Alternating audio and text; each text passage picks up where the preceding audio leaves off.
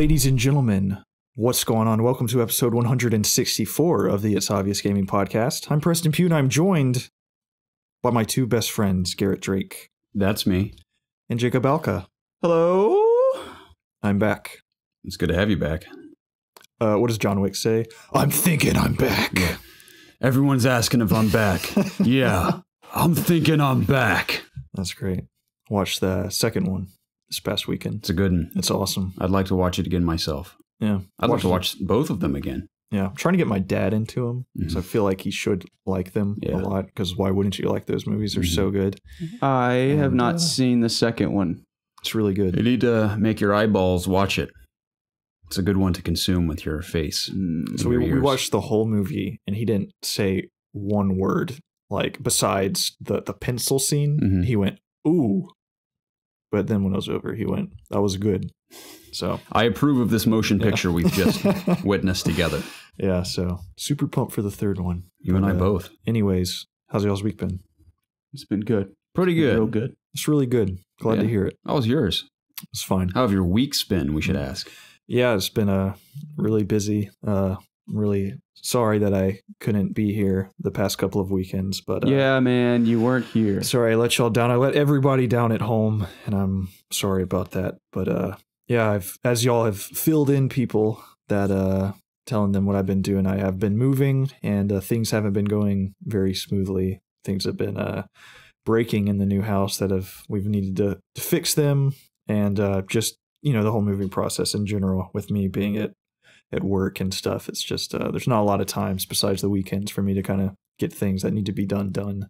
So, but yeah, it looks like things have slowed down, and things should return back to normal. Wonderful.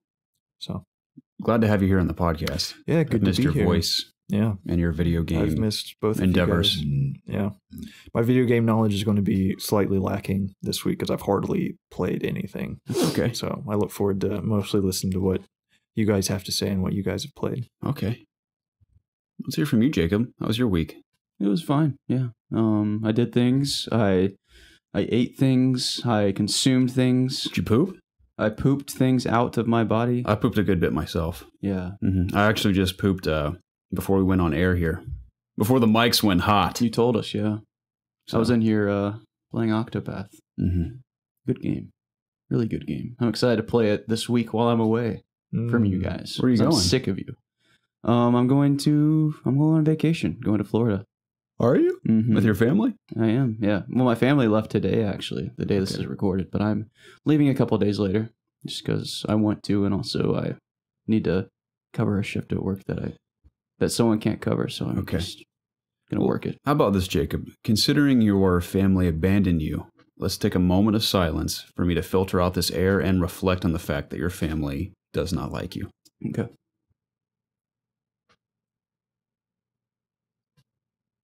How do you feel about that? I mean, I'm fine with it. Everyone else has abandoned me in my life, so I get it. We're here for you. Yeah, we're still here for you, Jacob.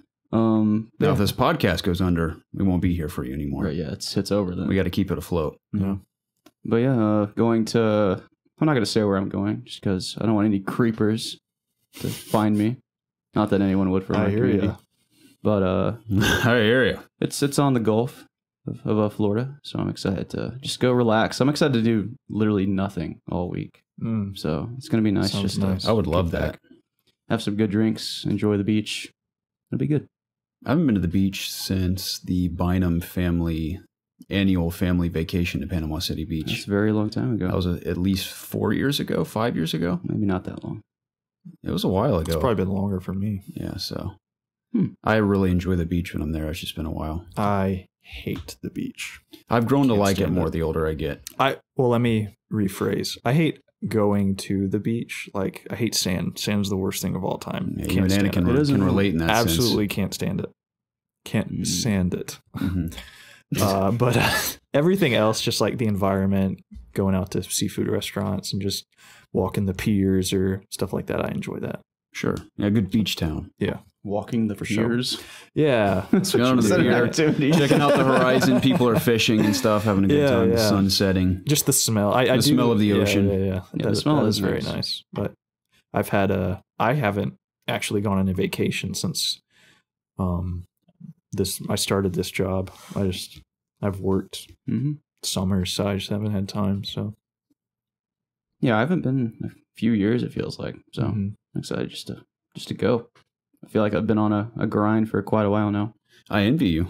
Yeah, if I'm being honest. Yeah, Thanks. I'd love to take a full week off and just do absolutely nothing for a week. No video games. No. I mean, of course, I'd play some like Switch or something if I'm out and about, but I mean, like work-related video game stuff, and just no going to grimy bars, just sitting on the beach, soaking up the sun. Yeah, that's exactly what I'm gonna do. That's great. I just need to escape, I guess. So it'll be nice to do that. That's all that's really new with me. So because of that, there will not be any night streams this coming week. Well, the week this goes live, I guess I should say. Okay. From me. So. When are you leaving? I was either thinking about leaving Monday night or just waiting till Tuesday. Okay. Waiting till Tuesday morning.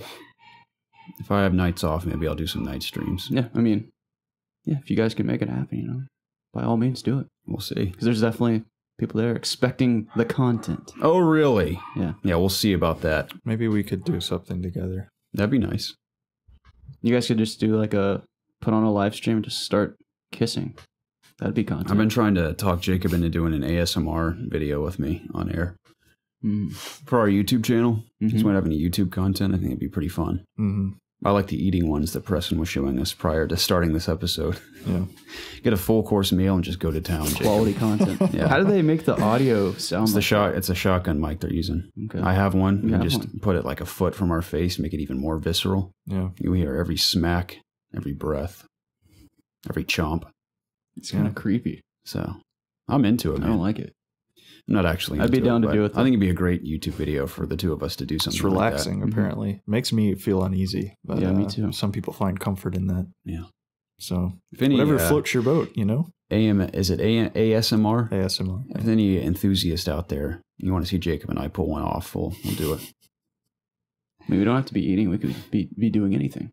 I think eating's hilarious. I was laughing hysterically at that video.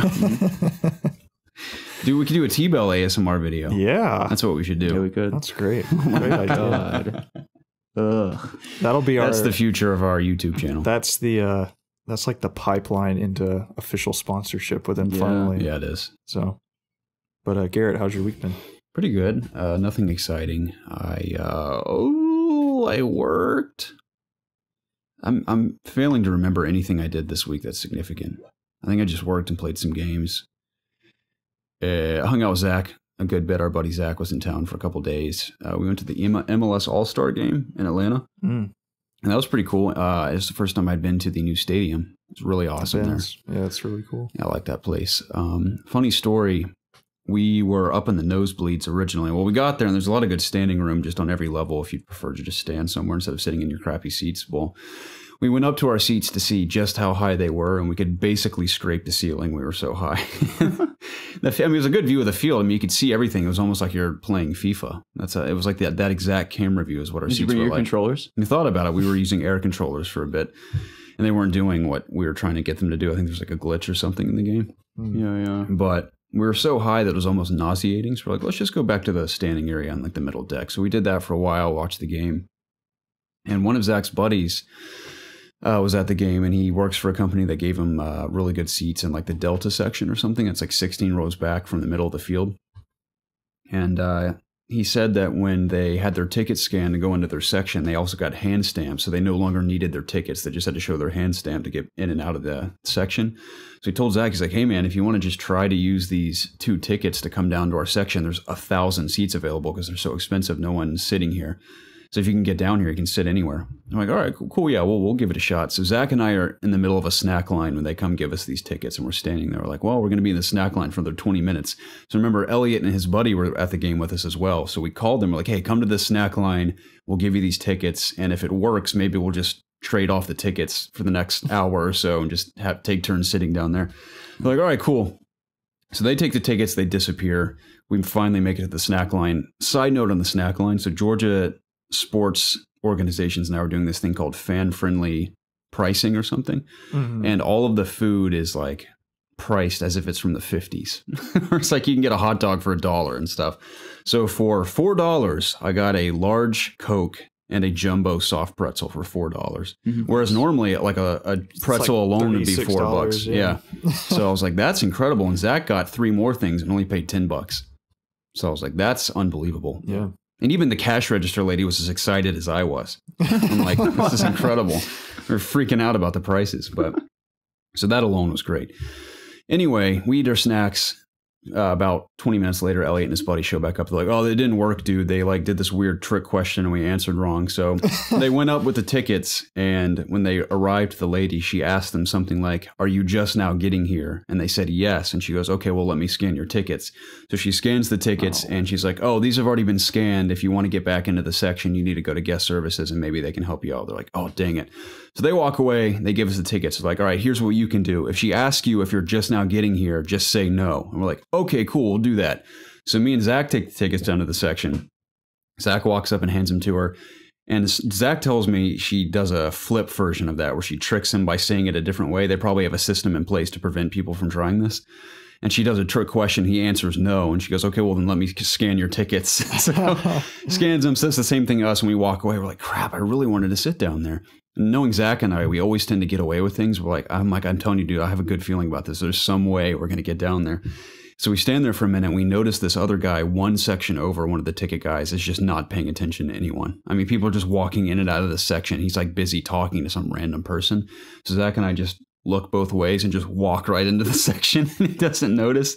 We go all the way down to row 9 or 10. We made it deep into there, whole row open to us. And we just sat, and that's how I got that good picture on Instagram.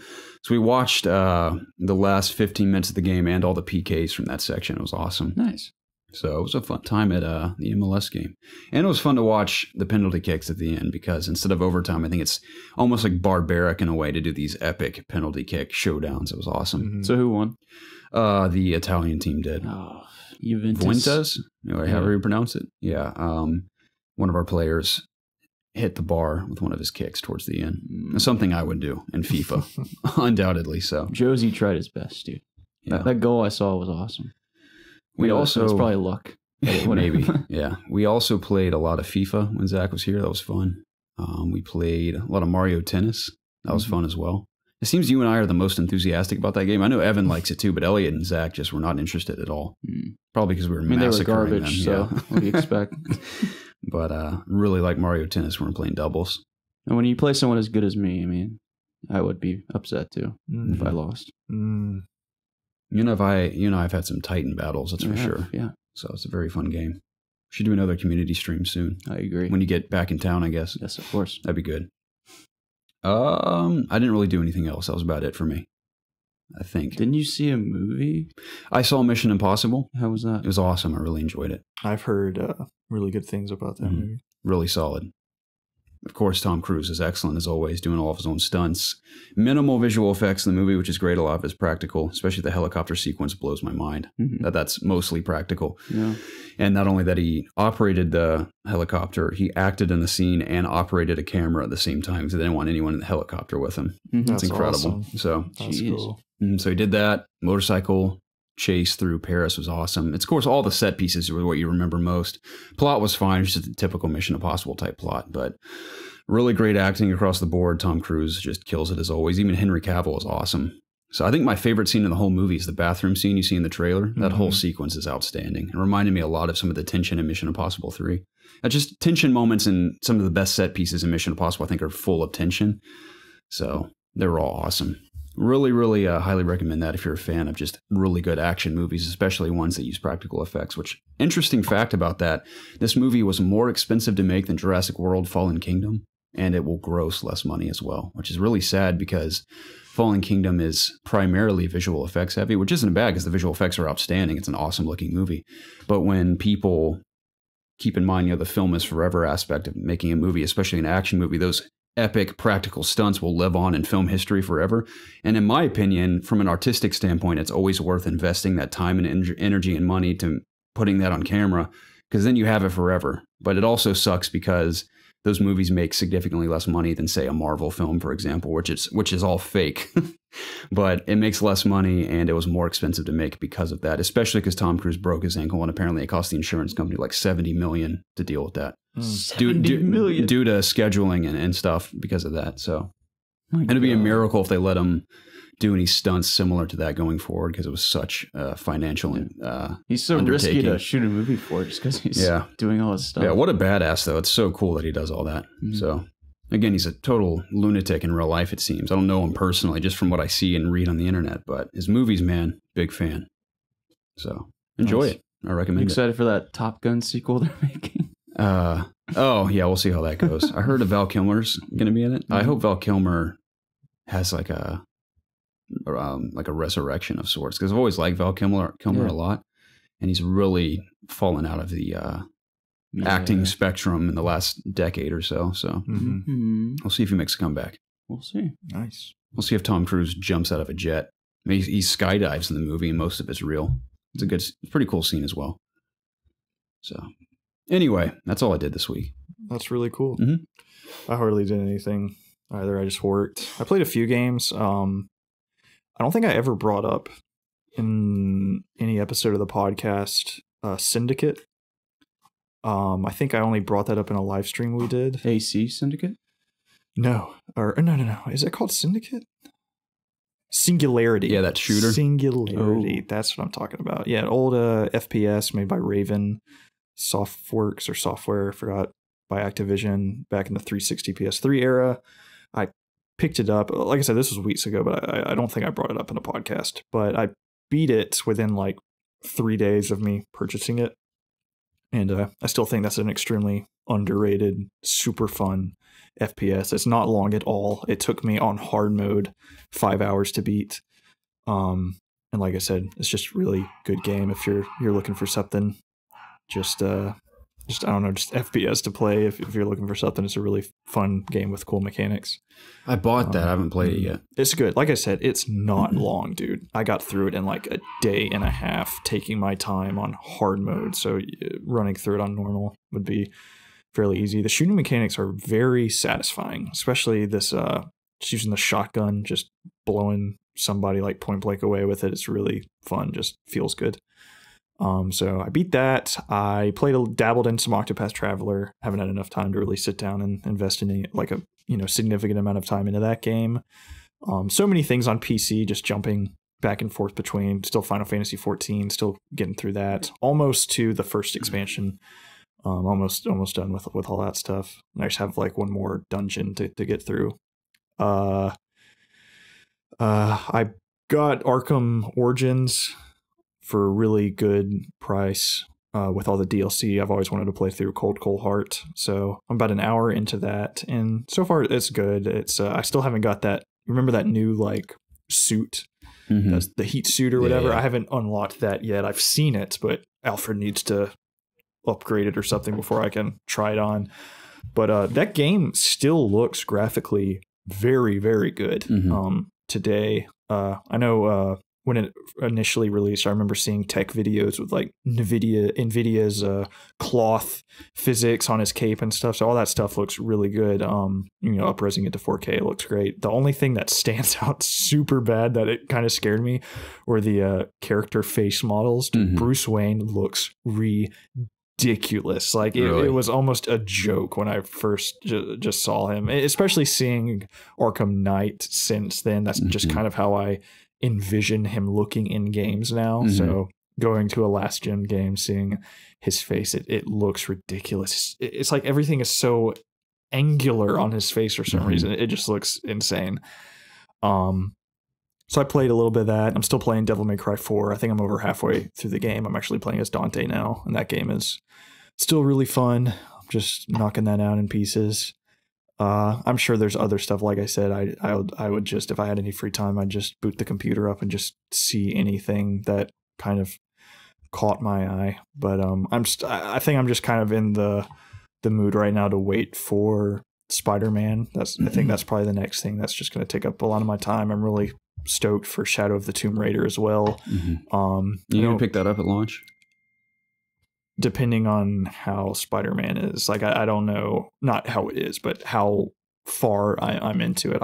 I could and I couldn't. It depends on with work, what's going on, how much time I have to play Spider-Man.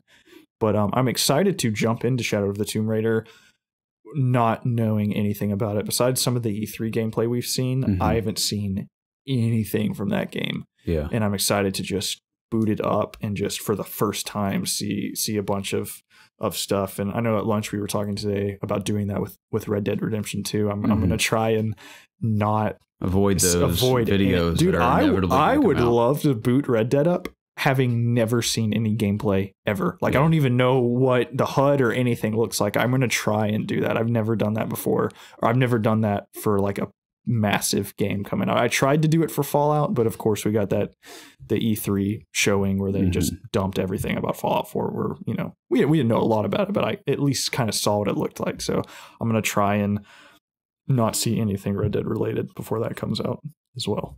So you could say I'm in a little bit of a gaming rut right now. There's just so much going on that I'm having a hard time just sitting down to focus on a game right now. But I'm sure once Spider-Man comes out, that'll solve that issue. So, are you getting that Spider-Man PS4? Probably. I have it pre-ordered through Amazon, so they haven't, you know, charged my card yet. But we'll see. There's a lot of stuff. Getting a house is very expensive. Like, yeah, it's really expensive. So I'm going to kind of see, I'm going to feel out how everything is before that comes out. I have 2 Pros right now.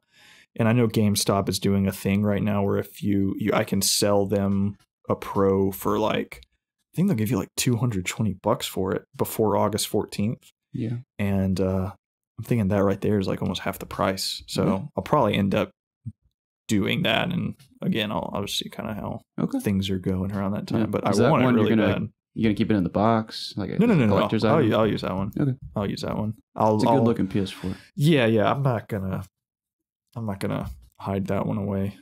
I don't think I would ever buy a console and not open it, like a full price console. I'm not going to invest that much money, especially for something that I highly doubt the Spider-Man PS4 Pro is really going to like be some massive, like expensive collector's item in the future. I just can't see that happening. So, but I'll probably just take the God of War one I have now and put it somewhere. Maybe I'll sell both of them and that'll be $440 right there. That'll just straight up pay off the Spider-Man one. So I might end up just doing that. So why do you have 2? I had the jet engine. I don't even. My old Pro. Oh, you just kept it. I did keep it. I traded in my old Xbox One and my old PS4. They were having a trade-in thing, and I was able to just flat out get the God of War PS4 Pro just for an even trade. I feel like you've bought a lot of consoles. So yeah, I have. I have. At one point, I had 2 PS4s, 2 Xbox Ones.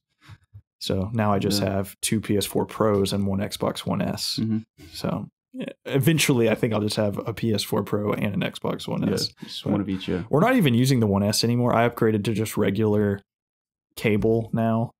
Mainly. What were you using prior? I was using YouTube TV, which I highly recommend. If you don't want to mess with cable or anything, YouTube TV is excellent. You get all your local channels. You get ESPN, TBS, like you get all the big channels, and it's like $40 a month. And it worked great. There was on demand. There you could actually record shows. Like it was very, very cool. I liked it a lot. You could watch YouTube. Yeah, exactly. But with football season coming up, I want to get more sports channels, and I want to, just in case the internet cuts out, I want to still be able to. I just have this horrible nightmare of watching football and the internet goes out and I'm just stuck not being able to watch it. So I just wanted to get traditional cable, and they were having like a new homeowners deal where it's actually cheaper for me to get cable and internet than paying for cable and YouTube TV. So there you go. That's one of the main reasons I did it. But so we were using the Xbox. What I meant was we were using the Xbox One S as just our streaming device to watch YouTube TV, Blu-rays, stuff like that. So now that we have TV, the Xbox One S is just in my room and we're not really using it that much anyway. So maybe you trade that in too. Where are you going to play Halo? What's the point? Exactly. Where are you going to play Gears 5? I don't know. You got to play it on my your computer. PC. But I don't know. I'll keep that one just in case my wife likes to use it to watch Hulu and stuff. So maybe she needs a footstool. Maybe you never know. A good footstool. You never know when you might need one. But that's pretty much all I have to say about this week. Well, thank you for sharing. Man, that was lovely. No problem. Thank you. I forgot to add, I've been playing the Call of Duty Black Ops 4 beta on PS4. Oh, have you actually played before? What? Like you've already played? I've been playing. I didn't know you had played yet. I started yesterday. I'm going to play some more today. I got to do some like COD coverage for it. But the initial beta is fairly challenging because every class starts out with the exact same loadout. And I'm not a big fan of submachine guns, and I'm fairly certain the rifle you start with is a submachine gun. And you've always been exclusively a AR guy. I'm all about my range, man, because I hate coming down an alley or coming around a corner to someone like all the way down a hallway and you can't hit them because the submachine guns are so inaccurate. See, I love just running up on people and using subs. Yeah, I've noticed, especially that this boots on the ground, I'm trying to force myself to sprint as little as possible because there are just countless times where I'm just sprinting around like a madman and I just can't pull my gun up fast enough to shoot someone who's just kind of sitting somewhere. And I've noticed, I mean, obviously Call of Duty inherently has a haste to it because it's even advertised that way. It's this fast-paced, brutal, insane shooter. But if you really don't sprint around, it feels much slower paced than you'd expect. And if you just kind of meander your way around corners and just take it kind of chill and every now and then take cover, you'd be surprised at how many kills you get in a match. The more running around you do, the more chaotic and out of control it feels. But of course, there are classes that you can equip that are intended to be fast-paced, like someone with a shotgun, for example, and has a fast to dart around and slide around, and their abilities kind of cater to that. But I'm on more of the defensive style of characters. That's what I really like. I can mention from the reveal event how I like the characters feel very Siege-like, but Call of Duty appropriate in that sense. And I've always been a fan of objective-based game modes over team deathmatch and stuff. I mean, of course, always down for some good TDM, don't get me wrong, but I like having a good objective, and even domination in and of itself feels fresh in a sense where your abilities can really change the course of how people attack and defend objectives. Like if I get to, let's say, I'm at the C flag and there's entrances, let's say C flag's inside a building, there's like a couple entrances. I play as, I think his name's Torque. He's the guy with the shield barrier that has like a magnetic radiation that pulses from it. And he also has the barbed wire like half the characters in Siege. So you can barb wire one entrance, and if someone gets near it, obviously it'll hurt them and slow them down. But then if you have your ultimate available, he has that giant barricade that not only is a huge defense, but if people get too close to it, it depletes their health. So that's just one example of cool characters in the game. And of course, boots in the ground feels very meaty and heavy when you run around, and the guns all sound awesome. I was watching a streamer play, and he had some guy that like slams the ground with something. That guy's really, he has a grapple gun as well. That's a cool killer combo you can do if you grapple to something and fly up and then slam. You can take out a whole group of enemies. That guy's really fun to play as. I can't remember all the names yet because I've just started again. Okay. But many of them have really cool abilities that if you're communicating with your team, just like in Siege, you can all really work together to make things happen, which I always appreciate. I mean, Call of Duty's much more out of control than Siege is. It's very grounded, realistic type shooter, but really like the healing mechanic as well in the game, because it really, you have to be tactical about when you decide to heal up and when you don't. I mean, it's a quick shot. It's like, I know I always make this comparison, like Hunt Showdown, for example, how the vitality shot used to be instantly heal yourself. It's that quick. But the second you're doing that, if someone comes around the corner and you're healing, they can kill you. So can you use it multiple times? Like it recharges over time. Okay. But yeah, you have to manually heal yourself now. So. And do you like that change? I do like that change. Yeah. And the firefights feel like actual firefights now. Like I mentioned, I mean, I guess it's sort of similar to Infinite Warfare, but I think you survive a little longer than you do previously. Obviously, if you go for the head, they'll die much quicker. But if you're just shooting them in the chest, it isn't just, oh, I hit you with a couple bullets, you're dead, as if who pulled the trigger first. I think I was watching a streamer play again. Like there's the health bars, like you can see how much health they have left. Yeah, that was an Infinite Warfare as well, but I didn't realize that because I played like 2 matches of Infinite Warfare. Yeah, you got called out. Yeah, everyone's like, what the hell? You're not a fan of Call of Duty. You've never played it in your life because you didn't know it was an Infinite Warfare. You didn't play Infinite Warfare. Yeah. Even though I've raved it. They don't know that, but I love the campaign. Phony. Yeah, but I don't think maybe like 5 people invested more than 2 hours in Infinite Warfare's multiplayer. So and it's funny, all the journalists around me at that event were all saying the same thing, like, oh, whoa, there's health bars now. Like no one knew that. Because everyone skipped over Infinite Warfare's multiplayer. But I do like that because you not only can you see the damage you're doing, which is nice, but it actually feels like real firefights now. I don't think anyone liked World War II multiplayer either. No one really talks about it. I will say Zach jumped into that while I was downloading Madden earlier this week, and I came in and he was doing zombies in like this really small, tiny little house, and it was brutal and awesome. I was like, I could see myself having fun with that. I liked it more than that big map we ran around for that one stream we did with Call of Duty. That was Infinite Warfare, right? No, that was World War II. Oh, I don't remember that at all. Yeah, you and I played a zombies match, and we went pretty far, but he was playing on, I think, one of the newer maps, and it was much smaller. It felt like classic zombies. It was cool. But that's besides the point. Beta's awesome. I'm going to play some more today. So, really enjoying it. I'm going to download it today. So, if you're on, and I'm on. I will be on. We could both be on. Yeah, let's do that. Whoa. I know the Blackout Beta's in September, if I'm not mistaken.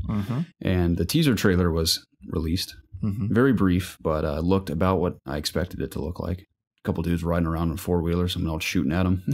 So looks pretty cool. Yeah, I'm excited to try that. Very, very eager to try that. Same. So there's no reason it shouldn't be like the best Battle Royale mode out there. I think Call of Duty has not only the finances, but the mechanics of their shooting to make it the coolest Battle Royale experience by far. I agree. I don't know about the most unique, quote unquote, but like Fortnite example, its shtick is the building side of it and its art style, of course. But Call of Duty just has that excellent gunplay and the biggest budget on the planet to make a shooter as good as possible.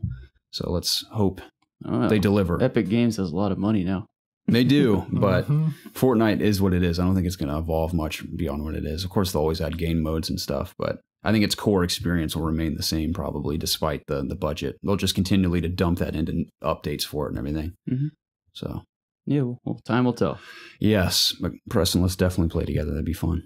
Maybe by some miracle we can get your uncle to join us as well. I'm sure he would. That'd be good. Yeah. What about you, Jake? You going to jump in with us? No, I'm not going to play on PS4. That's right. Oh, too good for us now? Yeah, I'm not going to play on console. Yeah. Okay. No chance. I'm definitely going to play the PC beta as well. Yeah, I'll play that. You said that was next weekend, right, Preston? Yeah. Yeah. Have fun on your 1060, dude. I will, dude. Yeah. Preston, here's a question. It's okay. You're too busy. Do you have any extra time to walk me through how to install that stuff today? I was just kidding, Jacob. I was just poking at you. I could not care less. 1060 is a great card. It's fine. It's a budget card. It's a good card. I mean, you can play anything on. Anyone can afford it now. It's a good first card for sure.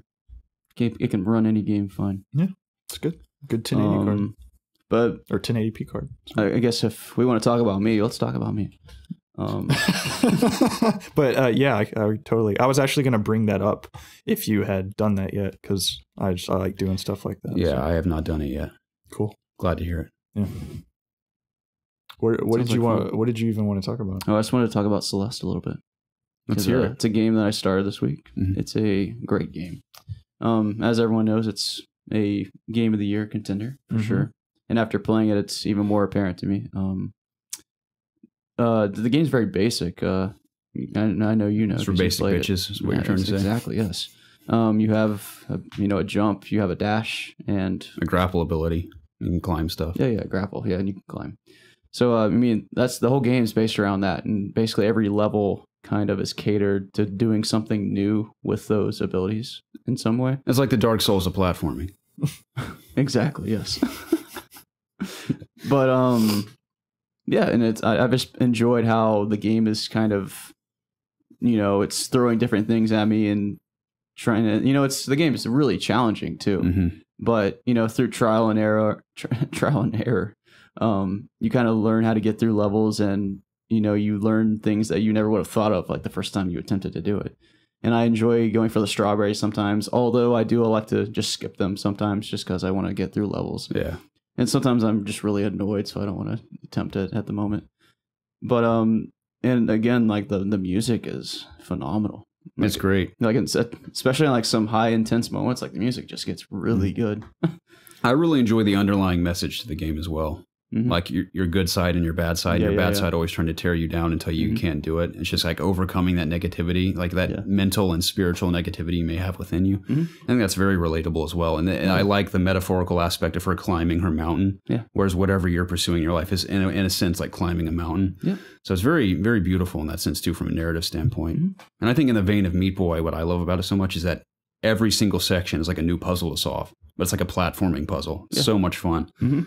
So I played it a lot this week because I saw that you were streaming it, and it kind of encouraged me to jump back in. Yeah. Almost beat Mega Man X. I'm on the final boss, and it is debilitatingly hard.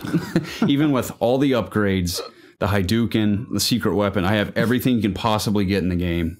And I even go to Armored Armadillo stage and farm all this one special bat from the old school Mega Man games, where you can get as many lives as you can get. And the final boss is still so hard. Is it a Sigma? Sigma, yeah. You fight his dog, and then you fight his first stage. Does he like whip out a lightsaber or something? He does. Now, his dog in his first stage is very easy. It's his second stage that's hard because you deplete 2 of your really good weapons to kill his dog and then to kill his first stage. And his final stage is just chaos. Doesn't that like instant kill stuff? It does. I'm going to try it on the dog. I haven't tried it on the dog yet, but it kills all the other. But that's how I got to him so quickly, because he has multiple. You have to fight every single boss again, just like in Shovel Knight, classic Mega Man. You fight every single boss again at the end. And I just Hadoukened all of them to get there. And I've only tried fighting him twice, but that final battle, man, is brutal. Sure. Is it a long fight too? It has 3 stages. I mean, you can blow through it in less than 2 minutes if you're a badass. Are you playing on Switch? I am. Okay. I need to. That game kind of came out of nowhere for me. I was really looking forward to that, and it's like just out of nowhere. So I don't know when I'll pick it up, but I definitely want to at some point. Yeah. Especially to play. I never played X2 and X3.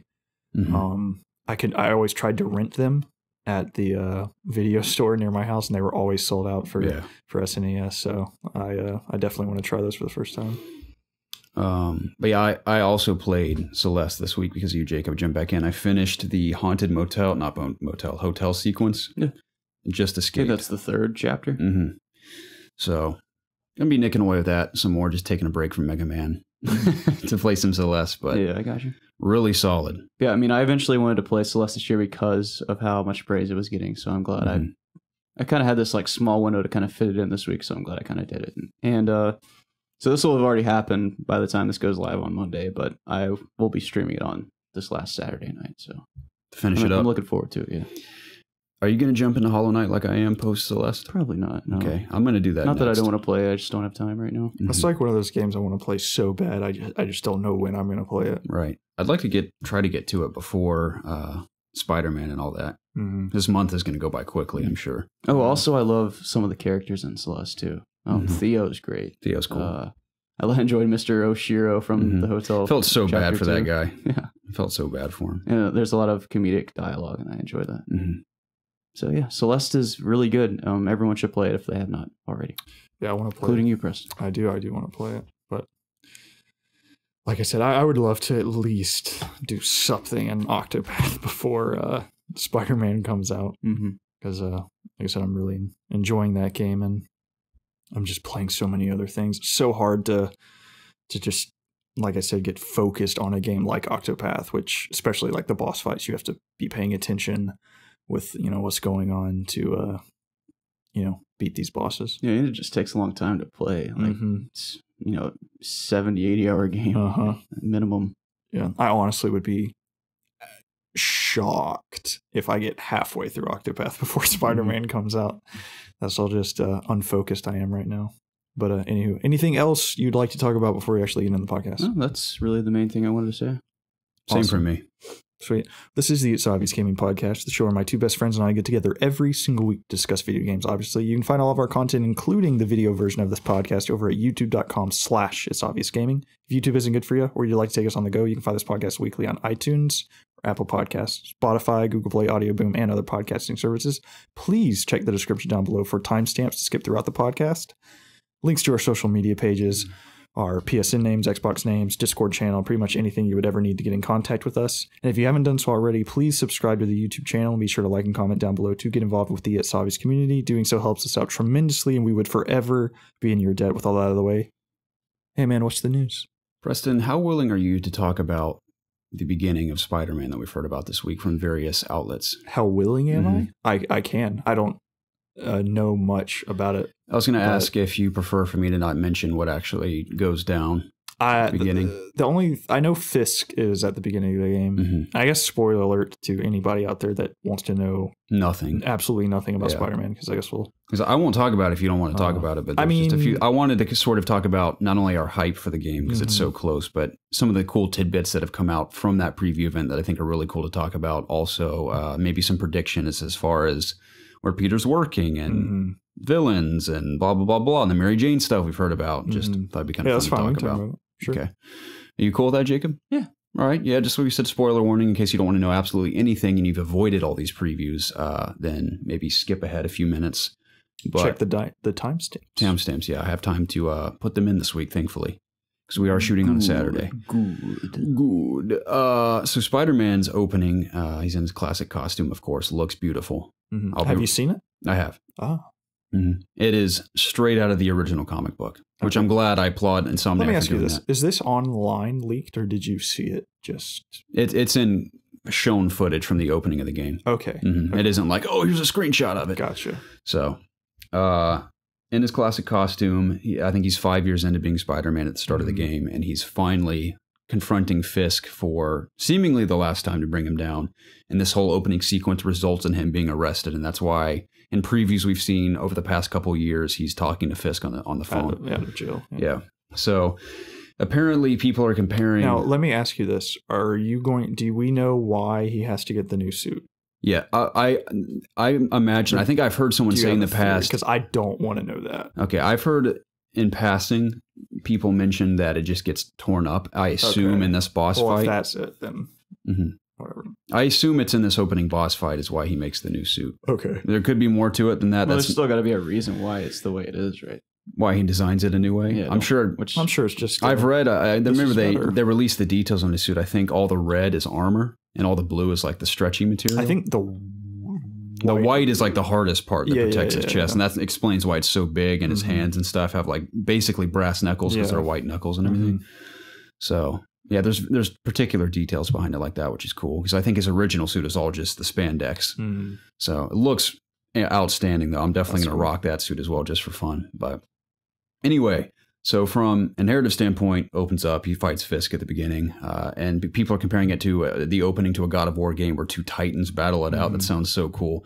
Where Fisk is throwing Spider-Man through walls and stuff, and they essentially just destroy all of Fisk Tower in this epic boss battle at the beginning. That's awesome. Which I think sounds awesome. And of course, long story short, you defeat him, and he goes to jail.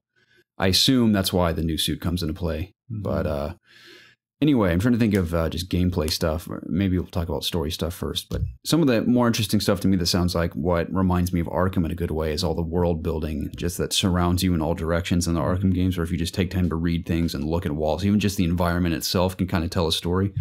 And what excites me is the different environments you can traverse as Peter Parker. For example, I think it's called Feast. Keep forgetting the name, where Aunt May works. I think it's called Feast. Yeah, the shelter owned by Mr. Negative. I can't remember his real name. But Aunt May volunteers there, and you can go visit her there, and all the people know Peter, and you walk by, and they'll talk to you and stuff. And it's littered with stuff you can read and interact with. And apparently there's this office Aunt May has with all of Peter's drawings from when he was a kid and everything. So a lot of cool world building going on there. And I also like the aspect of Mr. Negative being this super nice guy, like the direct opposite of his the villain side of him. And then you have to go fight him, which kind of sucks.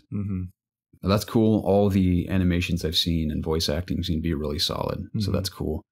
We also don't know exactly where Peter works. People are keeping that under wraps. My prediction is Otto Octavius. I think he works for Dr. Octopus. And I don't know if that's true, but I'd like to see him using those arms. Now, I want to wonder if he's been Spider-Man for 5 years, if he's dealt with Doc Ock in the past, and maybe he's been rehabilitated a bit. And like, oh, I'm a good guy now.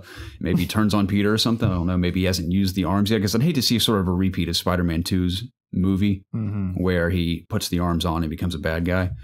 So maybe he uses these arms, and maybe they've never gone wrong until this game, or maybe he's gone bad and he's sort of been rehabilitated but still has them attached or something. I don't know. Or maybe Doc Ock confirmed for the game? Not that I know of. Maybe Preston knows. He's got that smile on his face. But because Preston knows who that villain is from the E3 demo, where he's like, "What are you doing here?" I mean, it's not just me. It was a voice actor seemingly leaked. Yeah. In passing, he was like, "Yeah, we got Scorpion and blah and him," and then he obviously wasn't supposed to say that. So I wonder if that's like the person that's on the statue then. Maybe. Could be. I would I'm waiting bet to see what that is. money it probably is. I keep forgetting we pre-ordered that collector's edition. That's awesome. It's exciting. What else comes with it besides like the art book and the statue? I can't remember. Steelbook. Okay. Don't you get one of those spider shooters? You get some silly string? Yeah. Just a generic can of silly string? Yeah. I always think about that video we shot in your backyard. Spider-Man video. I feel like we got to make a sequel to it for this game. We should, yeah. We should definitely do that. Hey, why wouldn't we? It's like the Spider-Man game. Yeah. Let's do it. I feel like y'all know if Doc Ock is in this game. Yeah, he's got to be in the game. He's in the game. If they're going to put everyone else in there, why the hell would they not put Doc Ock in there? That's who the voice actor said. Okay, I figured it'd be Doc Ock. So that was probably the villain that popped up at the end. And my theory is he said Peter was shocked to see whoever it was. So if you're saying he's working for Dr. Octavius. Why are you turning on me, Doc? Exactly. He shows up and he's like, whoa, you. So I think that's a decent theory. I like that. I've read that you can do a lot of mini games in this lab that have to do with, I think the same mini games you do in this lab translate to the towers or something you decrypt or something else you decrypt in the city that opens up more of the map. But you can interact with all the stuff in there and explore a lot and read a lot of cool documents just about the world you're in.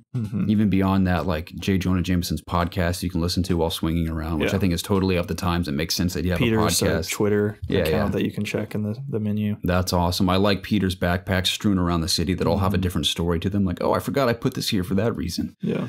So that's kind of cool. Really good question is, do you think Doc Ock will have a bowl cut in this game?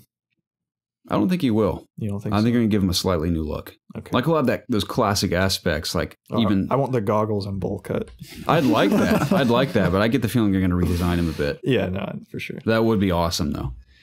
I mean, it seemed like the people we've seen, like Vulture and Scorpion, they're keeping the kind of the classic look with a little bit of twist on it. Yeah, so I would like to see Doc Ock in like a green spandex looking thing with his bowl cut. I wonder if Mysterio will be in there. I'd like a few of the villains, if they don't have direct like side quest or roles in the game, to have them have little nuanced mysteries or something to solve, kind of like Scarecrow in Arkham City, where you kind of read those clues and end up in like this ship where he was storing drugs or something. Yeah. Like I say, you go to an old theater where Mysterio's been or something. I'm sure I would be shocked if there weren't Easter eggs kind of alluding to other villains in the universe, teasers for the next game and stuff. I'd be surprised to see Venom actually in the game, but I think he will be heavily teased and Easter egged a lot, or at least at one major point. I'm sure at some point we will hear something about the symbiotes or whatever they're called. Because of course that suit will be in the game, and I'm wondering what its special ability will be. It'll be in? I don't think so, but I don't see why they put all these other suits in there and not put that one in there, because I've heard there's just a ton of them that you obviously have to craft. Unless it would be for story reasons, maybe. I think it was What Kind of Funny said that you unlock suits by doing things, but you actually have to craft them, gain the resources to craft them. I also like that I read that you can apply the special abilities to any suit. That's cool. And there's also mods for each suit. The suit that we saw at E3, the web whirl thing where he jumps up in the air and just starts shooting webs in random directions, that is not the original special ability for that white spider suit. That was taken from another suit. Interesting. You know what I'd also like to see? It's unnecessary, but I'd like to see that exact same white spider suit. As much as I love it, I'd like to see all the white parts be black as well. Because I bet they have that design. Because you got to think when they were designing the spider suit, they tried all kinds of different things. I'd like to see that white with black as well. I think that'd be cool. I don't know if that'd look that cool. I'm just saying it would. Yeah, Garrett, that would look stupid. I prefer the white. I'm just saying it'd be cool to see it with black. To me, my personal opinion, black and blue kind of looks weird to me, in my opinion. If there's too much black. Yeah, too much black. That's why the little spider little works. hints. Yeah, it works fine. So, what else did they show off or talk about in this?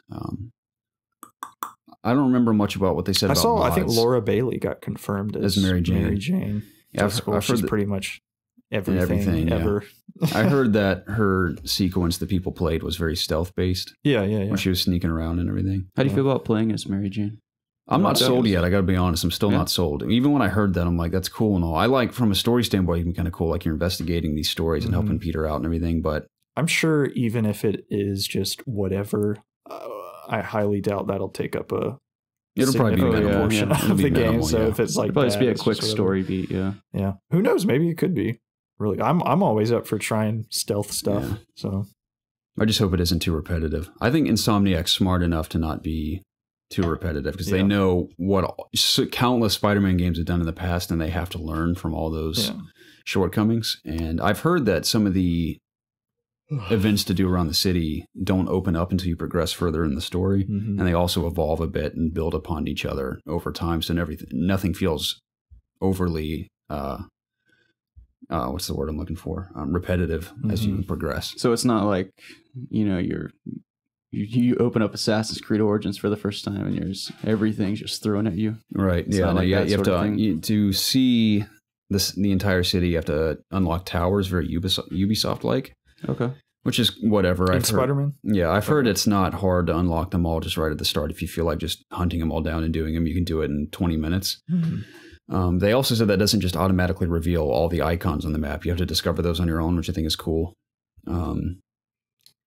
What else is in there? Do you discover them through like just doing story missions, or do you just have to stumble upon? I think like, what if you they never said it's stumble very. upon They say something? a lot of it's tied to progression, like the same time of day. There's not a day and night cycle. It'll remain the same time of day unless you progress forward in the story. So if you're playing at sunset, it's going to stay sunset all the time unless you do the next story mission. What if you beat the game? I think at the end you can change it as well. I think I read that. So that's cool. How do you think Miles Morales is going to tie into this game?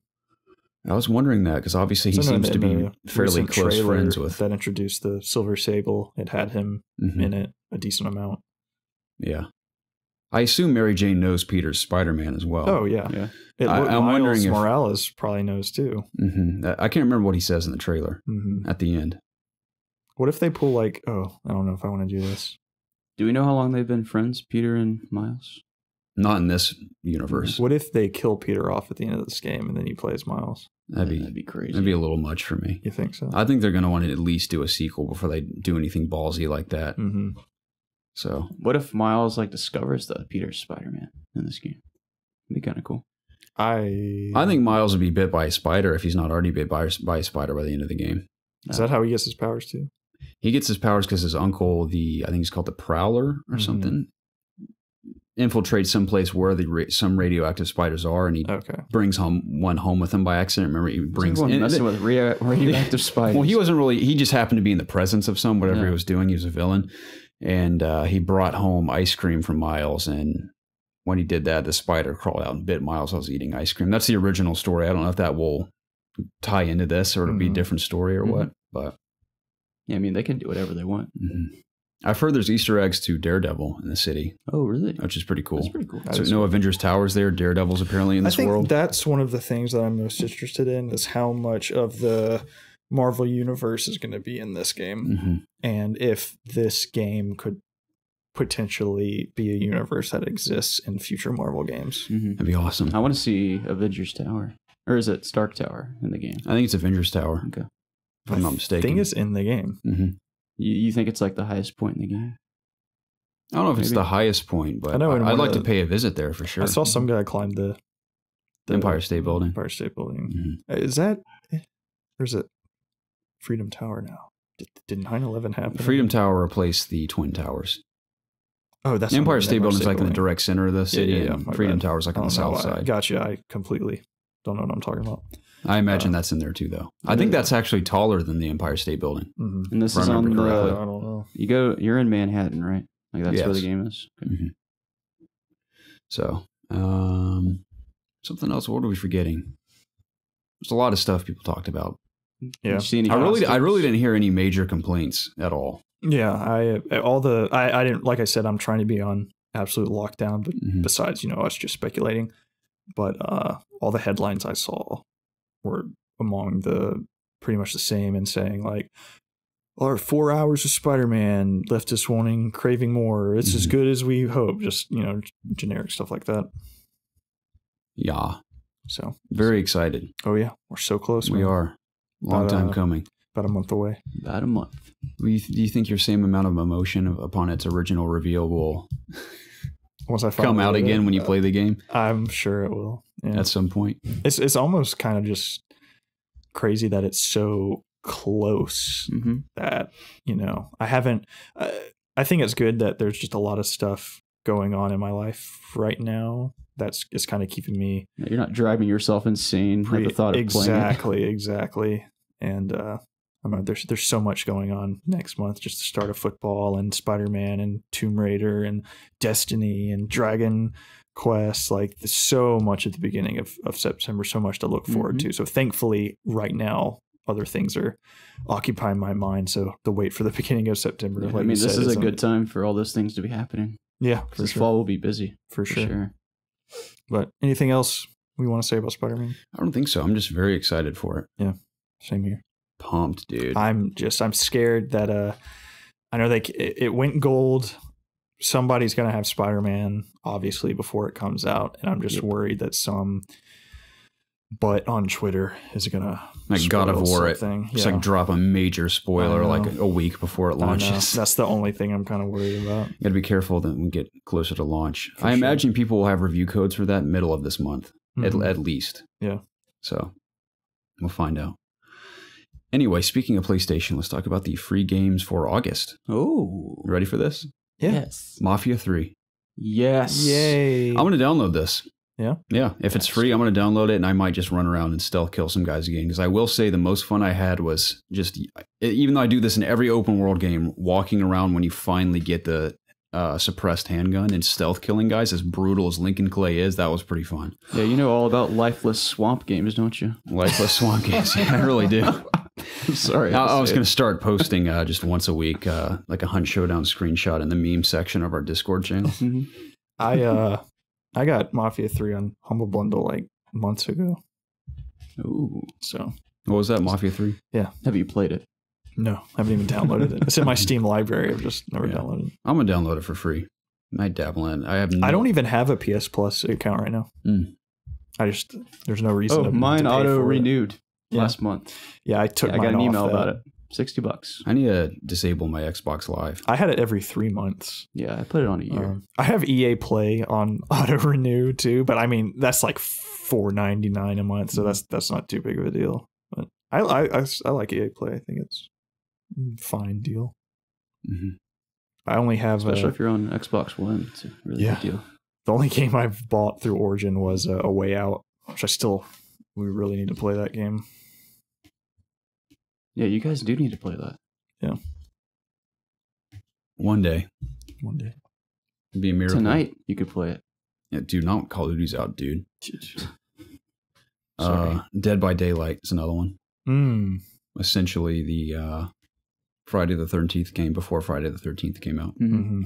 So that's a lot of people on my Steam friends list, they play that game. Friday the 13th? No, Dead by Daylight. Okay. There's a handful of them. Does it look fun? I think I've seen a little gameplay in the past. I don't know. It's not my cup of tea. Bound by Flame on PS3. Oh, yeah, dude. Serious Sam 3 BFE on PS3. You know what Bound by Flame is? I've heard the title many times. That's the Technomancer devs game before Technomancer. Ooh. Yeah, Spider, I think, is what they are. So it's right up your alley. Real winner there, yeah. Drew Slasher on PS Vita. Draw Slasher, excuse me. Space Hulk on Vita. And then additionally for VR owners, they're releasing Here They Lie. Whoa. Okay. Which is experience the game where death is not a checkpoint, explore a nightmarish city inhabited by strange, malevolent creatures, and first-person horror game where unsettling encounters and environments come to life. I think that was a launch title. And I remember Jim Sterling's review was like a 0 out of 10 or something. It made him throw up or something playing the game. I think that's the same game. I think that's on the demo disc of PSVR. And that was the first game I played in VR where you actually move. And I did get very sick. The way you turn and stuff is... Is that a scary game? From what I played, it wasn't scary. Okay. Speaking of PlayStation VR, have you seen the new launch stuff for the SWAT shooter for VR coming out. I forgot the name of it. Delta Force or something. Something, but Something it like looks really cool. Like Cool. I'm definitely intrigued by it. It uses the aim controller. I still want to play Blood and Truth. yeah. Keep on calling it Blood and That looks Chocolate. awesome. Have y'all seen that new? I think I talked about it a few weeks ago. I think Insomniac's making it. Their new open world VR game for Oculus. I haven't heard anything about it. Dude, it's like open world Iron Man in VR. You're like flying around shooting stuff. Pretty sure Insomniac's making it, but it looks freaking awesome. It's pretty cool. Yeah, it sucks I don't have a Oculus, but I know there's a program that you can convert Oculus games to Vive, so I don't think it's that big of a deal. But looks really cool. Nice. I haven't played VR in a while. Perhaps I'll consult Pace on our VR tab and find out some more information. I'm sure he'll know. I need to. What was Our that game VR called? enthusiast. Here we are. What's it called? Here They Lie. Here They Lie. I think it's called Stormland, Preston. Yeah, Oculus, I think the, so. Insomniac game. Yep, that's it. Stormland. Yep, this is the game. Here They Lie. Yeah, it's got a. Wow, seems like the reviews are split. IGN gave it a 4.8. GameSpot gave it an 8. It's got a 62 on Metacritic. Wow. It's not totally terrible. I think it probably depends on just how. I think it's just the VR aspect is if it makes you sick or not. I think is kind of how the reviews play into that. So there's something there if you can. Yeah, the stomach it. Jimquisition, they gave it a 10 on Metacritic. So Garrett, you probably don't want to play this game. I didn't intend on trying to play User reviews, the 0 user review is vomit, vomit, vomit, vomit, vomit, vomit, vomit. So this was before, I mean, moving in VR is way, way better than it was on a launch title, for sure. So I still think if PlayStation was as serious about VR as they claim to be, they would develop new Move controllers with analog sticks on them. For sure. Like they desperately need that. For sure. Like I was reminded of that when I booted up Skyrim VR for Zach to try out. Just moving in that game is just ridiculous. I mean, I got used to it. It is. What did he think? He thought it was cool. He was enthused for about 2 minutes and he was done. So I think Did you try anything else? Coolest aspect is the bow and arrow. We were going to play Doom, but then we had to jump into Madden because I had to capture a bunch of gameplay for it. Nice. So it's still crazy how the Vive controllers don't have analog sticks either. They have those touchpads. And those work fine, pretty well. But the Rift controllers, they're like the only VR controllers with 2 analog sticks. It's crazy. So Atlanta's Overwatch team and whatever other country they were talking about are officially confirmed to be coming to Overwatch League next season. Yeah, it's a city in China is the other one. Yeah. Starts with a G. I'm not going to attempt to say it. Me neither. I botch it as usual. But details and team names and rosters will be revealed soon, I've read. And now that it's confirmed, I wanted to say that I think our red and black decision on the team colors should be a thing. But even beyond that, I think they should just straight up mimic Atlanta United's team colors and do the crimson, red, black, and gold. Yeah. That color scheme's awesome. That would be cool, yeah. It'd be incredible. I'd be all for that. Still don't know what they're going to call the team. Bulldogs. The Bulldogs. I still think the Atlanta Cokes sounds hilarious. Cokes. But yeah, that's really cool. Yeah. It's confirmed now. Hopefully our team doesn't blow anus. I mean, they might. It's first year. I mean, a lot of teams are developed already. We'll see. That's true. Depends what kind of talent they can find. Well, you and I are going to make the top 500. Yeah, we'll be starting 5. So yeah, we'll get drafted to Atlanta in the near future. You can count on it. Maybe not the first season, but the next one. Definitely. What if that was like our big reveal on this podcast? Like Jacob and I have been grinding secretly behind the scenes in Overwatch for 2 years. On other profiles. And we're a part of the roster when they announce it, part of the starting 5. Be pretty badass. Anyway, what are we talking about? One can dream. Yeah. We were kind of talking about Red Dead earlier, but Take-Two has claimed that it will exceed everyone's expectations. They're that bold in coming out and saying it will exceed your expectations, which doesn't surprise me just from what I've read and the very snippets we've seen from the trailers. I wholeheartedly believe that. GTA 5. And you know they have confidence and we're like, we're not going to advertise our game till a week before it comes out. We may not even advertise it. We're just going to drop it. How crazy. We're like 3 months away and Nothing. Not a word. Zip. God bless them, man. I love it. It's cool. It's very cool. They're doing what every publisher and developer wish they could do. Don't get me wrong, I love hype as much as the next guy and getting excited about something, but my favorite is the Fallout situation with Fallout 4 6 months beforehand, or even this, where they cut it as close as possible. So I think the 2 to 3 weeks leading up to the game are the prime time to really push your game, because your hype builds and it doesn't dip, because it builds up right up until release, versus even Fallout, for example.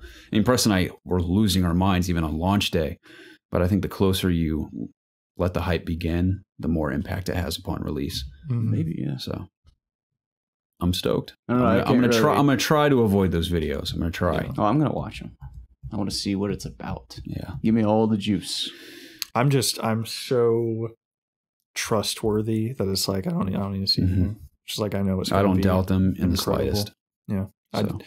I'd lay my life on the line that the game's going to be amazing. You know what I am excited to feast my eyes on is the Doom Eternal gameplay on August 10th. Yes.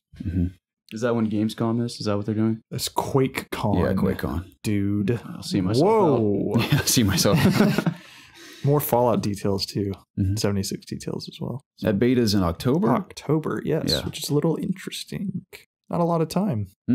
Is it coming to a console first, like Call of Duty? Xbox One first. I mean, I get people's jokes about What? 76, because if you consider all the glitches that occur in all of their games, imagine adding multiplayer to that extent to it. Yeah. It's going to be probably plagued, but I'm still very, very excited I know Pete for that. Hines commented on the it just being so close to release, and he was just like, we pretty much know already everything that needs to be fixed. I'm like, I know, but you haven't let thousands of people that are trying to I mean, I know they're trying to break it, but like, you know, let people outside of that circle get a hold of it, and they'll destroy it. So no doubt. Yeah. Because I'll be sure surprised if we can even play about the beta because of that. Yeah. We'll see if it works. Yeah. So much potential there, though. Oh yeah, I'm still incredibly excited. Me too. For that game. Very hyped. You don't hear many people talking about it. I mean, I know it's not on everyone's immediate radar because there's so much coming before it. Yeah, nothing's really come out since then. That initial week when they were still doing interviews and little tidbits of information different than what we had heard would come out, and it kind of kept the hype train rolling a little bit. But since E3, nothing has really, been stated. I'm sure once QuakeCon goes and we get more information, the hype will pick back up again. I don't feel like really anyone's talking about anything right now. It's just kind of dead. People are talking about Spidey this week. Yeah, a little bit. It's just mostly Fortnite, I feel like. Everyone's just still raving about that game. Effing Fortnite, dude. You see about the parents paying tutors to get their kids better at Fortnite, so they like fit in more. Yeah, that's disturbing. Oh boy. I mean, it's the best game ever made. Can't complain. Wish I had money just to throw around. Yeah. The only other news story I have that's not even really newsworthy, because I don't think anyone cares, but Daredevil Season 3 is coming out this year. I saw that, yeah. That's kind of cool. I'm excited. I have a lot of confidence in Season 3, even though Jessica Jones and Luke Cage's follow-up seasons have not reviewed very well. I think Daredevil has always been the strongest character out of the bunch. He's definitely my personal favorite, and although Season 2 I don't think was as focused and as strong as Season 1, I did like a lot of Season 2, specifically the first half with Punisher. I think Season 3 will be the refined version of what they learned from Season 2 and Season 1 and really be awesome. Yeah, I hope so, for sure. I also hope he gets out of the city a little bit, maybe goes to a new location. As much as I love Daredevil in Hell's Kitchen. He's the Hell Kitchen. We've had 2 full seasons of Hell's Kitchen, and even Jessica Jones takes place in primarily the city in Manhattan, and then Luke Cage in, where's he at? Harlem. Yeah. So all cities, even Iron Fist, all cities. I know they're all in New York, but maybe branch out a bit. Yeah. I like to see him in Scranton, Pennsylvania. Scranton. Yeah. That's where I'd like to see Daredevil next. I miss The Office. It's a great show. Sometimes I think about just how much I like the show. It's there waiting for you on Netflix. You can jump in anytime. I recently just watched all of it, and that was several months ago. Comedy Central Top Gun from the top, my friend. Comedy Central showed like the entire series this past week, back to back to back to back. I watched a few episodes. Nice. It's just so easy to just jump in and watch an episode. It doesn't matter which one it is. Certainly. Any other news stories that you guys heard about you want to talk about? Or just anything that stood out to you this week? Honestly, no. I've been kind of tuned out this week. I've got nothing to say. Like I said, video game wise, I've been all steam ahead on just sports stuff. So that's kind of been occupying my brain more than video games this past month. That's all right. Honestly. In that case, you guys want to jump into community questions? Yes. Let's do it. Ladies and gentlemen, thank you so much for your continued support of this podcast by submitting questions week in and week out that fuel the latter half of these episodes to have us have diverse and interesting conversations, sometimes hilarious conversations regarding questions you've sent us, whether they're video game related or not. If you want your questions read on this show or Ask IOG, which will make its triumphant return at some point in this lifetime, you can reach us in one of three places. You can email us at ItsObviousGaming@gmail.com. You can tweet at us at obvious_gaming or submit your questions in the Ask IOG section of our Discord channel. Now, all of that information is found in every single description of every YouTube video and every podcast feed you're on. All of that information is in the description. On Spotify, I think you have to flip the image around. I think on Apple Podcasts, it's similar. Can't say for Google Play. I haven't listened to our podcast in Google Play before. But on YouTube, it's in the description, so you can find all that information there. Speaking of YouTube, if you guys ever wanted to add us on PSN or Xbox or Steam, our Blizzard accounts, any information you would ever need from us, you can find in every single YouTube video description. It's like the grand credits of a feature film. That's where all of our info is in every single video. So including the video version of this podcast on youtube.com/ItsObviousGaming. With all that out of the way, gentlemen, let's jump in. First one comes from Brightest Shadows. He says, or she says, can't confirm. Hello there. Just stopping by to ask a question. I don't play MMOs hardly ever until I fell in love with ESO, which is Elder Scrolls Online, with the release of, in case no one knows, or ESO, as Jacob probably like to say it. You're an EOG, man. How dare you assume that I would say that? Well, you say EOG, I imagine you'd say ESO. I also say Celeste. Well. Yes, you do. Celeste. With the release of WoW expansion, ESO has pushed out their daily rewards this month for August, and WoW, they are good rewards. My question is, do you think Blizzard is capable of grabbing back a large audience again? Do you think other MMO games should do more to get a better audience? If you haven't played ESO, give it a shot. They made some great changes and have really fun expansions. Peace out. I've seen a lot of Elder Scrolls Online in action. And I think if I had a big group of people to play with, specifically you guys, I think I'd have a good time with it. Yeah. But I don't think I will ever sink a significant amount of time into any MMO again unless all of us are playing together. Okay. So now I fell in love with the Old Republic for a while playing with Zach. And that was like my Jedi dreams come true, where we went through training together and went on missions and earned our first lightsabers and our Jedi robes and fought Sith Lords together and ran around Coruscant and stuff. It was awesome. Yeah. I think we played for over 100 hours together in that game. That was the last MMO I spent a significant amount of time in.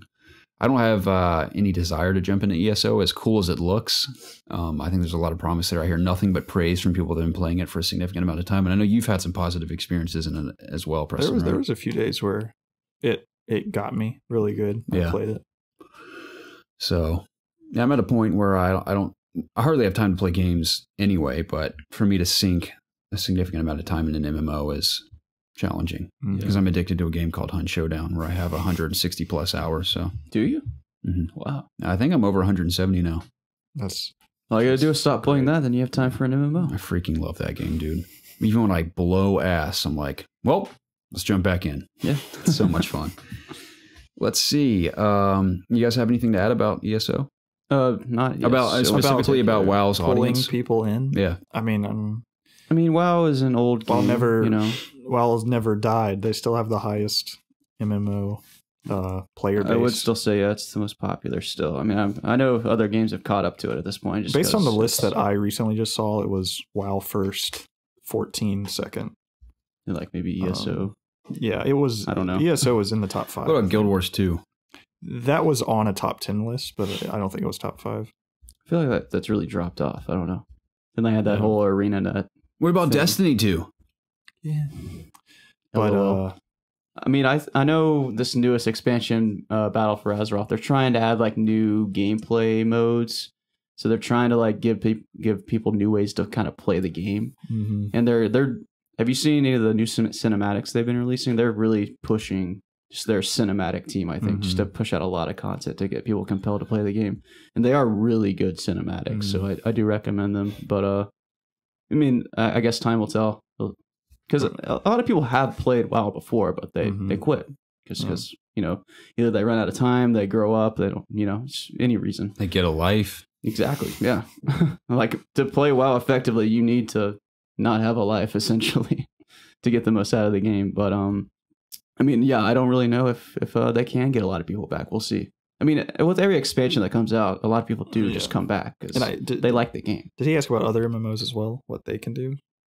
Was that part of the question? Yeah.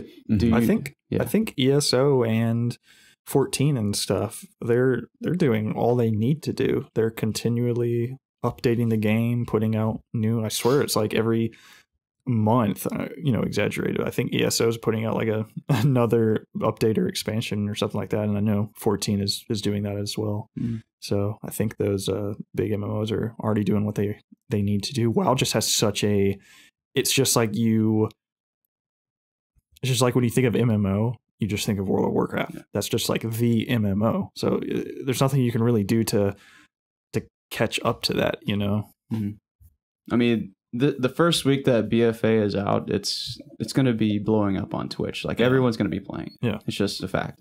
Like streamers are talking about it. Everyone's talking about it. They're doing huge ad campaigns. Like, everyone's going to be playing it like at least the first week. WoW's just going to be a huge drop off. WoW's just one of those games that just kind of transcended into the mainstream, or just everybody knows what World of Warcraft is. It's kind of like Pokemon Go, how it just like culturally changed everything, you know. Yeah. That and Fortnite.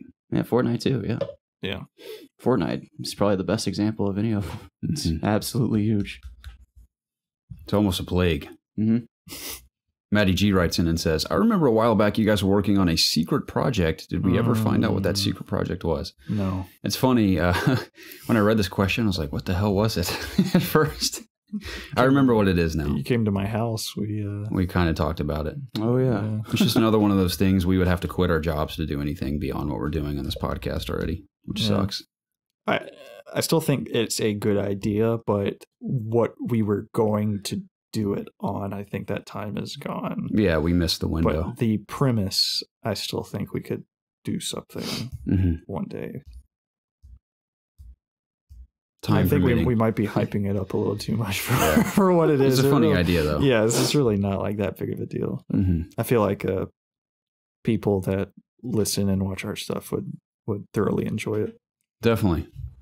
And maybe we'll probably do something with Spider-Man coming out. We'll do a video for that. It'd be kind of fun. Yeah. I know we're wanting to do like an unboxing or something of the...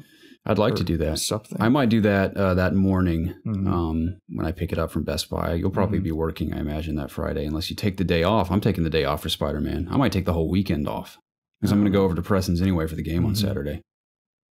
You could come to that if you wanted to. You should come to that. Now I'm invited? Yeah. Yeah, maybe. We'll see. What is it? First week of September? September 8th. You're talking about the game. A game, yeah. Is that the South Carolina game? It is. Okay. But what if I need to play Spider-Man? We're going to play Spider-Man. We're going to play it that morning. Then we're going to go to Preston. We're going to have a nice, fun day and watch the game and eat some good food. What about the podcast? We'll figure that out later. I don't know. We'll talk about it. That Friday morning, you should just take the day off to enjoy Spider-Man. It's a big day. It's a big cultural day for video gamers. I gotta make money. I won't make money either, but I'm doing it for Spidey. I'll lose money for Spider-Man. Is he that important? He's pretty important. This is a big deal. I'm losing a lot of money for Spider-Man. Yeah. And we should do the unboxing together, and then you'll just go home and play the game all day and enjoy life. Well, yeah, we'll talk about it. Just like you told me last week when I was like, I've never been drunk. You're like, dude, live a little. You should live a little and take the day off and play Spider-Man. I take a lot of days off. When was the last time you took a day off? This week. Did you? This coming week. I guess for vacation, yeah. But this is a whole month out. Yeah. You got a month. I'll think about it, okay? All right. I don't know if I'm going to be able to get another day off as soon as then, since I'm taking Do you work Saturday? No. Okay. Only if I need to cover. It's like I have the freedom to do my driving on the weekend instead of on Monday. So I could maybe do that. But. All right. I guess next question. JV Cobb 7 says, "Hey guys, recently bought a PS4 to play God of War. However, that is the only game I currently have for it. My question to all of you guys is, what are some of your favorite PS4 exclusives? What would you guys recommend? Love the podcast. Thanks in advance. We are pros at answering this by now. Where do we begin, sir? So many good ones. Goodness, Horizon? Yeah, Horizon, Bloodborne, Ratchet and Clank, Uncharted 4. Uncharted Collection. Uncharted Collection, Uncharted 4. Yeah. Persona 5. That's a big one. What are we forgetting? Order 1886, duh. Infamous, Second Son. Second Son's cool. Ratchet and Clank, new one. Let's just give him my top three, aside from God of War, games that he needs to play. Bloodborne, Ratchet and Clank, Horizon. You have to play Horizon. Mm-hmm. Have to. Yeah. You have to play, if you haven't played any of the Uncharteds, play all of them. Yep. They're all readily available. And don't be worried about them feeling old. I mean, yes, the first one feels a little dated. You might be able to skip the first My thing with the first one is if you're about an hour or two into it and you're not feeling it, start away. You don't need it. It's okay. Go to the second one. Yeah. The second one onward the first one is still a good game, but it is light years behind the second beyond. Second and, yeah. I would put The Last of Us Remastered only if he hasn't played it. Yes. But that's not technically a PS4 game. You need to play that before the follow-up, definitely. Yeah, if you haven't played it. So, but yeah, definitely Horizon, Uncharted, and Bloodborne, I guess Bloodborne if you're maybe. into Souls. Even if you're not into Souls, give Bloodborne a try. That was the first Souls-like game I played that got me. I know I talk about streamers a lot, but I was watching a guy play through it again, and it just brought me back. Yeah, it's cool different enough from Dark Souls to feel like unique. Yeah, exactly. And its setting. I just like its style more than Dark Souls. I like the setting a lot. Very Halloweenish it feels. If you're into, you should know by now if you would be into Persona or not. If you have if you somewhat feel a draw to it, definitely play that game. It's awesome. I jammed the F out to its soundtrack at work the other day. That's great. It was like a disco fusion type show. I'm like, I know just the house tunes for this. Last year was such a good year for games. Oh my god! I mean, this year by the end is going to be incredible as well. Be just as good, yeah. Yeah. Gosh, 2 back-to-back years. On the way driving here, I had my soundtrack on shuffle, and the Nier soundtrack came up. I was just like, oh, so good, dude. That soundtrack just blows my mind. It makes me want to just play the game. It's so good. So I don't really have an itching to go back and play the game, but I do like listening to the music of it sometimes. Yeah, it's so good, dude. I like that game a whole lot, too. I was in a weird bind when I was initially playing it, too, kind of like I am right now. So I wish I could have played it when I was really focused, but still a great game. But yeah, that should definitely keep you and then Spider-Man coming out soon, I'm sure. If you're a Spidey fan, it's a dream come true. It is absolutely a dream come true for I know you and I especially. So dreams do come true. Yeah. Let me transition to that real quick. I'm going to come back to Georgie T's question after this one. Gray writes in and says, here's a fucking question. If you could have a superhero game made by a studio of your choice, what superhero and what studio? Mine would be Punisher by Santa Monica Studios.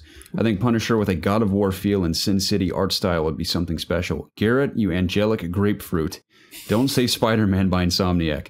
With all that said, keep the pants tight and the lips moisturized. Well, I've been applying chapstick for the last hour, so I like that. I'm doing that part. Maybe my pants are pretty tight, too. Yeah. All right. I was going to say it's hard for me to answer this because even though I'm going to go against what you just asked me not to do, my 2 favorite superheroes have officially had. I'm just going to go ahead and I already know Spider-Man is going to be great. I mean, it's written in the stars here. I mean, it looks outstanding. Maybe not to be a perfect game, but I think it's easy to say it's going to be a great game. But both Batman and Spider-Man have received the treatment I've always wanted them to receive. And so those in and of themselves are dreams come true for me as far as superhero video games. Now, beyond that, what would I like to see? Shit, son. I think there's potential with a Daredevil type game. It didn't even necessarily be open world. It could be even more linear, but where you jump between being a lawyer, almost like an investigative police officer, like a detective, but LA noir style where you're a detective, but somehow they make those mechanics interesting of being a detective by day and Daredevil by night and being very decision heavy, maybe. Maybe even like a Telltale version of Daredevil could be pretty cool. That'd be pretty cool. So I don't know if this is good or not. I'm going to go ahead and say mine. I'm thinking of like there's the Sentinel Titan in Destiny, how you can throw a shield. I want a game with like maybe Captain America or Wonder Woman that has a shield. and have combat based around that. I think that'd be fun. Preston said he liked the Captain America The game. Sega Captain America game was actually pretty cool. Yeah. It's surprised. That was just one of those movie games like, I guess I'll rent this and see how it is. And it was really fun.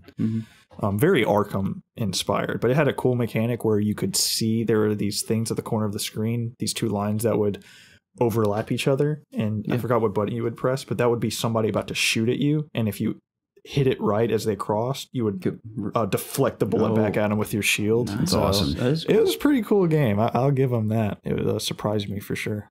I like the idea of Santa Monica Studios Punisher. That could be awesome. That does sound cool. Trying to think of. I mean, of course, Spider-Man. That was my Who made straight up plucked out of my dreams. Like I. Because we used to fantasize about that. Imagine when the rumor came up before, like a month before E3, when you said something about Sucker Punch making a Spider-Man game, I was like, no way, dude, no way. Like I didn't even want to believe it. But then when that E3 happened, and I just saw just New York with him talking about Queens and Insomniac name pump went up there, like it was, I had no clue. It came so far out of left field that, as you saw, my brain couldn't even comprehend what was happening. It went into full on breakdown mode. Like I malfunctioned. You did. I saw it's just like I didn't know how to take that. And now the game's done. Yeah. So I'm trying to think. I know this isn't a superhero, but watching John Wick again, I want Rocksteady to make a John Wick game. I feel like with Arkham like combat with guns would be the coolest thing ever. It would be incredible. Yeah. It reminds me a lot of Max Payne in a way too. Yeah. I kind of hope they're not making a superhero game. Rocksteady, yeah. I'm on the fence about this because I keep thinking they're trying to subvert expectations by releasing all the continual Batman art style and anniversary stuff. Yeah. Granted, at the end of the day, they could just be proud of their games and just having something to put out there to stay relevant while they're in the shadows working on whatever they're working on could be part of it. But I also feel like as excellent as Arkham Knight is, it does have a lot of serious issues with that game. Oh, Arkham Knight for sure. Yeah, and I feel like I wouldn't fault them for wanting to end on a stronger note with their Batman. Like I at the end of the day, I want to see someone develop a new Batman game in the Arkham universe. It doesn't have to be Batman Arkham, just Batman taking place in that world. I love it so much. I don't know if it's Rocksteady or not, but let's go over to Gotham. We were in Gotham in Arkham Knight. How much? The whole thing was in Gotham. Oh, really? Yeah. There's not much I know. The only reason Arkham was in the title is because the Arkham Knight was the new character, which we all know is a total joke. I generally didn't know that. Yeah, a lot of that game was very underwhelming. A lot of great aspects of it as well. I got Deathstroke boss fight. Yeah, that was awful. So sick, most of the side characters were repetitive and terrible. I mean, the best parts were the Batmobile mechanics. I mean, the tank, as well as it functioned, it got really old. That was my dream, to fight Deathstroke in a tank. That's that's what we've all wanted to do. Dream, yeah. Narratively, it was pretty good. I liked some of it. I liked the Joker aspect of the game too, with Batman's psyche. That was a strong suit. I liked the Robin drama in the game. There were a lot of good parts in it, but a lot of it fell short for me too. I remember Preston and I criticized it pretty harshly when it came out. We have a full 2.5 hours of us talking about it. I mean, we went hard on critiquing that game. Yeah. And I wouldn't put it past Rocksteady to want to end on a stronger note. Yeah. I want, obviously, speaking about other superheroes, I would feel confident saying that we all want a Superman game at some point. I would like to see it. I'm sure it's in development right now. I'm sure the rumors with, I don't know if it's Rocksteady or UB Montreal. I would be surprised if somebody isn't working on a Superman game right now. Besides those two developers, who do you think would make an excellent Superman game? Just any developer out there. It's hard to say. It depends on what you would want out of a Superman game and what the studio's strong suit is, whether it be open world or combat or what style of combat. I know. So what kind of combat would you enjoy with Superman? I mean, I think Man of Steel, Zod versus Superman combat is what you'd want out of a Superman game, but how do you translate that to a video game? I know. It's so... Just from me having a very just minimal knowledge of Superman and stuff, I just don't know how you would make a Superman game and not be so overpowered to the point where you would just end up breaking the game. Like you can fly, you could traverse the entire world in the blink of an eye. You can punch somebody in outer space. You're invulnerable. Like we've said, I think they'd have to have a narrative point that also ties into the gameplay where like, oh, your powers are limited because of this kryptonite asteroid or something. And that's how you regain your powers over the game. Like, how do you develop a sequel to that? Oh, it happened again. It's just like, it's kind of ridiculous. There's so many. In the Superman Returns game, they tried to solve that with the city having a life bar besides yourself, so the city couldn't get messed up. You want to say excuse me, Jacob? So, and I don't think that worked out too well because, you know, nobody really liked that game. I don't know. It's just so hard. I would love to see. I don't know what studio would do it. I guess I would like to see. I know we just keep saying Rocksteady, but I'd like to see them kind of give it a try. Just because they, you know, had so much success with Batman. But that's anybody can envision a cool Batman game. Anybody can envision a cool Spider-Man game. Like there's ways to make really cool games with those heroes. It's just so freaking hard to envision what they could do for a Superman game. We've seen the struggles with the movies as well. Yeah. Now, I think that also comes down to people writing these movies who don't know the character as well as, say, some of the comic book writers. That could be part of it. But we've yet to, since the old school Superman movies, which I haven't seen all of them, so I can't vouch for this, but a lot of people love, I think, Superman 2 from back in the day with Christopher Reeves. And no one's been totally blown away by the portrayal of Superman in Man of Steel and Batman v Superman. Now, I don't dislike that version of Superman. I think he's pretty cool. But I don't think overwhelmingly anyone's been praising that portrayal. So even in movies, we see struggle there. So I don't know. But before we move on, like we've said, it's not a superhero, but it's magical. So it's sort of superhero. We're still waiting for someone to develop the ultimate either MMO, which is fine, but I still think I'd prefer to see Harry Potter as a grounded single player deep RPG. I think in the long run, I would appreciate that more than an MMO. Now, MMO writes itself, obviously, but I think even RPG has a lot of potential. So, studio, Rocksteady, of course. I mean, MMOs are RPGs, you know? A lot of RPG elements in there, There's ongoing. So, Georgie T writes in and says, hello, Biles. Hi. I know y'all swear by PC gaming these days and by Jacob's bulging breasts, but I have a console-related question. Just stop there. Just move on. I recently decided to invest in a proper 52-inch 4K TV to run my Pro on and found the amount of things to consider when buying a TV for gaming almost overwhelming at first. My question is this. How much thought did you put into your TVs when buying them, and what compromise on price versus specs did you end up settling for? P.S. I love the podcast and hope to see the community continue to grow. Keep up the darn good work. Cheers from London. I should have read that in an English accent. I don't think you should have. I think you did fine. I don't have a 4K TV, so I'll opt out of this question. Press, I'm going to leave it to you. You're the TV expert at the table. I'm not. You know far more than I do. I guess. In terms of my TV, I mean, Garrett, I have the same TV. I just, there was honestly just a sale going on Amazon with 4K TVs, and I looked up this particular TV on, crap, I always forget the name of the website.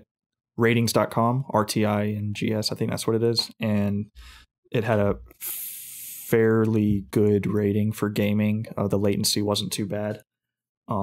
So if you're looking for the best TV for gaming or looking for other things, just go to that website. They have it laid out so easy. Anybody can read it in terms of what the TV's good for, the options it has, price points, like that website just lays everything out for you and just makes it super easy in terms of deciding what TV you need to get. So I will just say that that website helped me with it. So good call. Nice. That's all I have to say. Okay. Our grand finale returns to the mystical world of Sam Harris's mind. Oh. With our stories continuing in this mystical land he's created with our character bios and such. Okay. So I think last we were in a tavern bedroom. Is this a dreamy in an inn? No, this is just something he's writing as a continual. Didn't somebody have a dream about us at one point and it was something weird? Yes. I think that may have been a question. I think it was actually Pace. Okay. Was it Pace? Oh, yeah. I remember reading that. Lay off those VR games, dude. Hey, dream more and sending in questions, less VR. Okay. It's cool with the VR.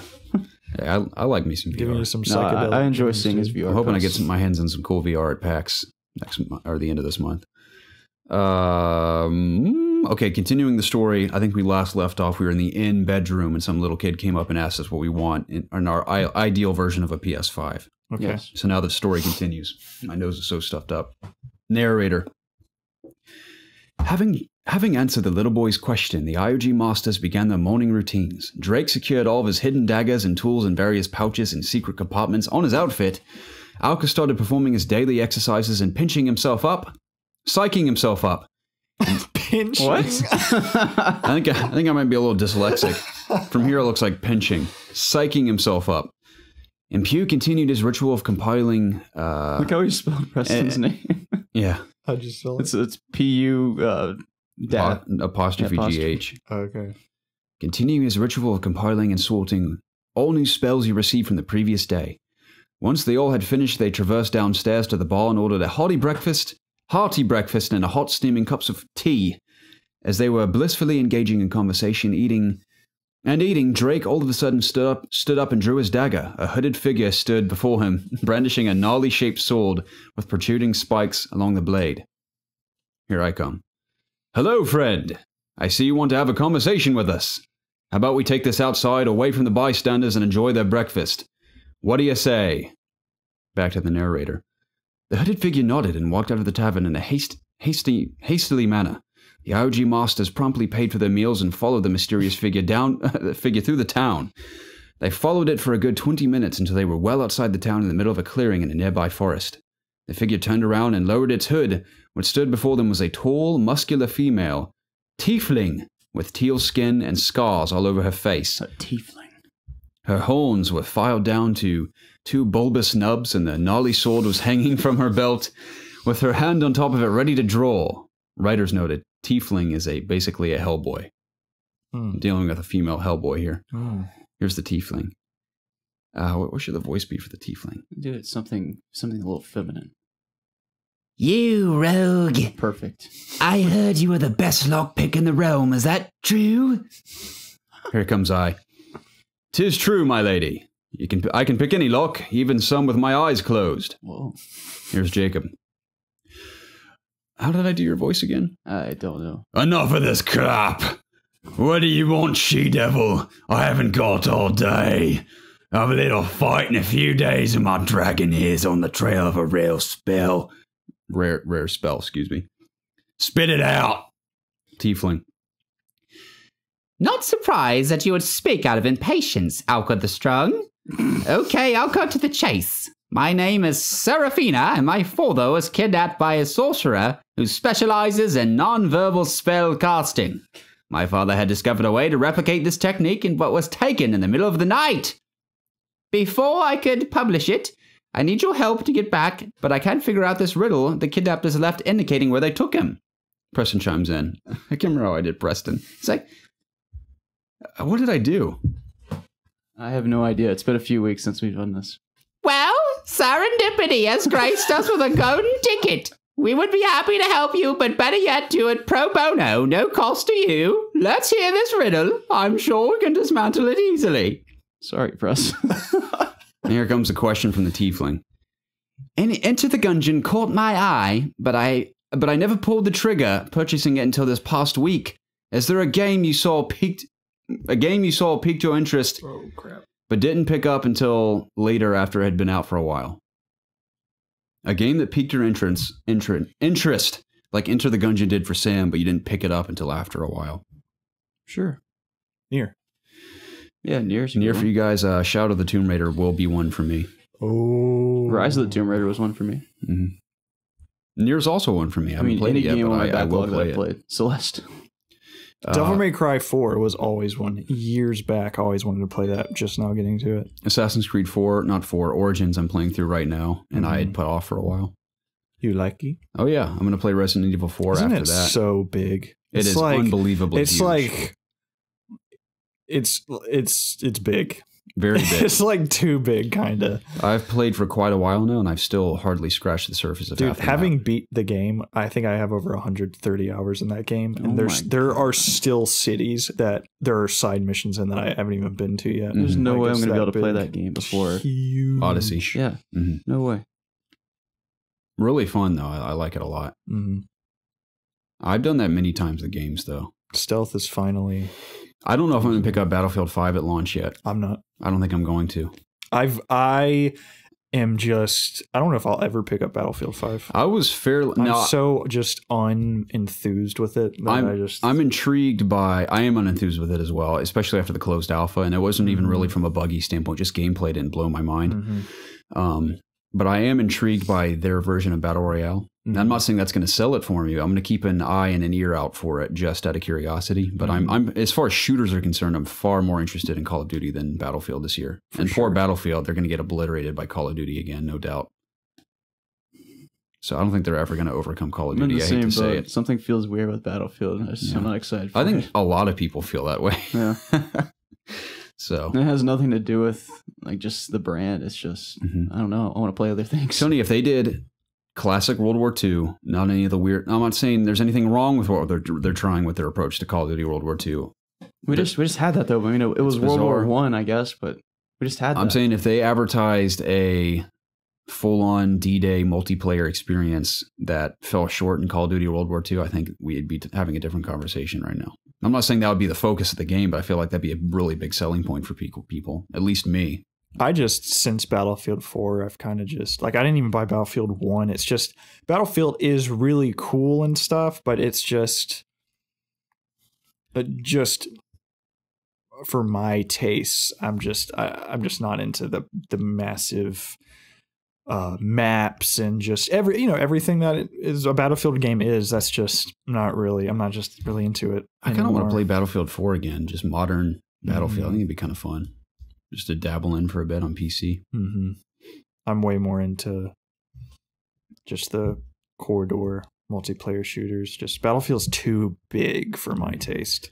I'm excited to play Call of Duty with you tonight. Me too. I'm really excited for Call of Duty. So anyway. Gosh, I just rubbed my eyeball and I really scared my contact fell out. Dude, I was so tired the other morning. I went, rubbed it, and I went blind. And I was like, dude, I can't see. I was so tired, I forgot I was wearing contacts. Yeah.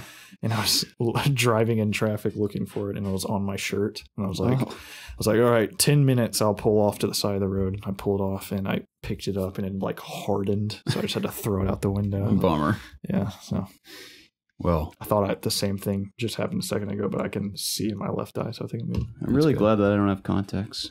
Seems like everyone around me is wearing contacts now, except for Garrett, I think. Oh, contacts are really crazy. I've had them for months, but I'll just put on my glasses instead. And I've been consistently wearing them for this past week, and it's crazy how blind I am. At night, I'll come home and just take them out, and it's just like a fog filled. That's disturbing, dude. That freaks me out. But every morning when I wake up and I like walk to the bathroom and stick them in, it's like high definition's turned on. It's crazy. That freaks me out, man. Yeah, I can't imagine having eyeballs like that. I mean, like I said, I just it's like I don't even think about it anymore. It's like I'm rubbing my eyes and stuff, and I don't even know I'm wearing them. Yeah, I don't like the thought of touching my eyes. It's not that bad. I know you're not literally touching your eye. You're just putting something. I mean, that's the thing though, is when I was in the car, I like I was touching my eyeball to see if I felt the contact. Gosh. I know. Once you do it so many times, even just like putting eye drops in my eyes, that's such a pain. It's I'm not such a gonna hilarious thing to do. I haven't been wearing contacts for more than a year, but in the beginning, it was very difficult and weird to get him in because you just have to get over touching your eye. Once you get over that, it's so easy. So. Yeah, eyes are pretty weird just in general. Like it's probably one of the weirdest things on our body. Eyes. It's like they're so unique to anything else. Yeah. Hey, what do you guys think of the new Venom trailer? By the way, it reminds me of the Venom trailer. Speaking of eyes, I think you see movie, the image of the googly eyes on Venom? yeah. I think that movie looks pretty cool. I think what attracts me to the movie is one, Tom Hardy, but two, Venom is just so visually cool looking that I've watched the trailer like 5 times just to see him move because he just looks so cool. Yeah, I like what they're doing with the symbiote or whatever it's called. I'm already going to go see it, so I'm just not watching any of the trailers. I like that there's more than one symbiote too. Yeah. I don't know if all of them will be in the movie. I think they've teased I can't remember her name. I'm not an expert on the symbiotes. It's that woman. It's Riot, I believe. Riot's the main villain in the movie. Okay. He's like the silver one that I heard that was pretty recently introduced symbiote in the last few years. But I think her name's Fury or something. The yellow one with the red hair. I think symbiote. Yeah. Oh dang! I don't know any of this. Yeah. There's several. Oh, cool. Carnage isn't in the movie. I think that was already confirmed or something. I've heard that. I get the feeling they're going to tease him at the very end. I get the feeling it's going to be like an after-credit sequence where the symbiote gets into the prison, wherever he is, if they go that same route. What is Carnage? I don't know anything about Carnage. Carnage is, I can't remember his name. He's like a serial killer. Yeah. And he's in prison and the symbiote gets on him and he becomes like a raging monster. Why is he red? I think it's just the color of the symbiote is red. Red hair. They all have different colors. Yeah, that too. It could be part of it being red because I know the symbiotes take on the characteristics of who they bond with. Remember in the Amazing Spider-Man 2 game, Carnage just came out of nowhere as the final boss. He was the final boss? Yeah. I don't remember that. Yeah. You go to the prison and fight him. You see the dude. He's like killing people in the street. Wow. And yeah. Was like literally every villain in that game, Spider-Man 2. A lot of them. It seems like every villain was in that game. There's a lot. I remember fighting Rhino. I remember Mysterio. Rhino was in the first one. Course. I don't think Mysterio was in it. Is he not in it? Are you talking about the new Amazing Spider-Man? Oh, no. Yeah, I don't remember that. Yeah. Carnage was the final boss fight of that game. Yeah. Gosh, what a crappy game. Yeah, it's pretty bad. First one was cool. Yeah, the movie looks cool. From a story standpoint. Hold on. Whoa. The newest Amazing Spider-Man 2, the movie games, Carnage was in that movie? Or that game? Yeah. What? The final boss. No way. Yeah. I had no idea. It sucked. Sucked, dude. I thought you played that. I played it. I just don't remember that. I remember that game was so underwhelming. I just don't remember much from it. Yeah. I need to go look that up. Gone are the days of sadly swinging around that game, just wishing it was better than it was. It came out of nowhere. Did he look cool? No. No. It was like you fight Electro in that game. Like you fight a ton of dudes, and then all of a sudden Carnage is like, "Here I am, come fight me." Yeah. Because before him was Fisk. Fisk was one of the bad guys in that game, and just a really bad boss fight. Really. I remember fighting the lizard. In the first one. Game. Yeah. Yep. Really bad. Anyways. Did we answer the question? We did. Sam, thank you for the continuation of our medieval story on the podcast. We appreciate it. Pretty good question, too. I can totally relate to that. I think Carnage was also a boss fight in Ultimate Spider-Man, that game. Ooh. Remember that, Garrett? Yes, I do remember that. Cool game. Very cool game. It's really tight. Is that from Amazing Spider-Man 2? Interesting. Yep. I do remember that now, that cage fight. Yep. I totally remember that now. So easy. Yeah. Yep, that was the dude. Yep. God, that game had dialogue choices. Ridiculous. I remember you fought Kraven. Aren't there dialogue choices in Insomniacs? Am I losing my mind? I don't think so. Am I thinking of something else? I'm thinking of Assassin's Creed. Yeah. Hang on, there aren't any in Origins. Not in Origins, but in Odyssey. In Odyssey. Odyssey, yes, see. The song makes me cry. Odyssey, yes, see. I had an urge the other day to play that. I was like, I need to be happy, so I need to play this game. But, I actually shed tears at the New Donk City finale. Not even kidding. Just my whole childhood flooding back to memory and this joyful song running around the city and just Mario being happy. And it wasn't even your game of the year. No. Did Horizon make you cry, Garrett? I don't think so. Was Horizon your game of the year? It was. I stuck to my guns on that one. No, I'm not one of those guys that says it's totally better than Zelda. I recognize the masterpiece that is Breath of the Wild, but you don't have to defend yourself. I think it's important to clarify. We'll be on the right saying side you cried on one game, you didn't cry on the other. Yeah. So I don't think you guys named Odyssey your game of the year either. No. Breath of the Wild. I didn't cry playing. Right side of history here. Yeah, we'll see. I actually picked Zelda, surprisingly. We'll see what history writes in the cards in the future. What's remembered fondly the most. It would be Zelda. Has anyone's game of the year changed besides God of War so far? You guys thought about it? No, as of now, God of War is hands down game of the year to me. For now, for sure. That's going to be the strongest contender for sure. Mm-hmm. I honestly wouldn't be surprised if it at the end of the year was still my game of the year. I was going to say, I think Red Dead's going to bring incredible things to the table, but there's more to God of War than it just being a very good video game. It just completely redefined the character and the series and was a fresh reboot, but maintaining those classic aspects of God of War. It's like, and that alone is amazing. Did you hear Corey address one of the main issues people have had with God of War about the progression of Atreus? There, spoilers here. Spoilers. Just turn the podcast off. Spoiler talk here for God of War. You can leave now. One of the main narrative issues with Atreus was that just jump from him finding out he was a god to just being a complete dick. And Corey, I forgot what interview it was, but he acknowledged that is a problem. And initially they had a much longer progression, but they were like, with it being a game, like we had to condense it the way it was. He's like, it kind of sucks that's how it is, but he's like, we acknowledge that it was a little fast, but just when things have to get cut, that's just unfortunately how it ended up. I didn't really mind that much either. I didn't mind either, and also I assume that it is a game. Things kind of have to happen like that. So it is kind of cool to know that obviously making the game, they've spent years and years and years on their life making that game. They knew that. They just, things just kind of. That's what I find odd about games that have huge budgets, incredible talent behind them. When they have very obvious issues, how developers either don't address them or just choose to overlook them to focus on other things. That's why I'm very curious to see the reviews for Spider-Man. Maybe it's perfect. I don't know. Maybe it'll get 9s and 10s. I don't know.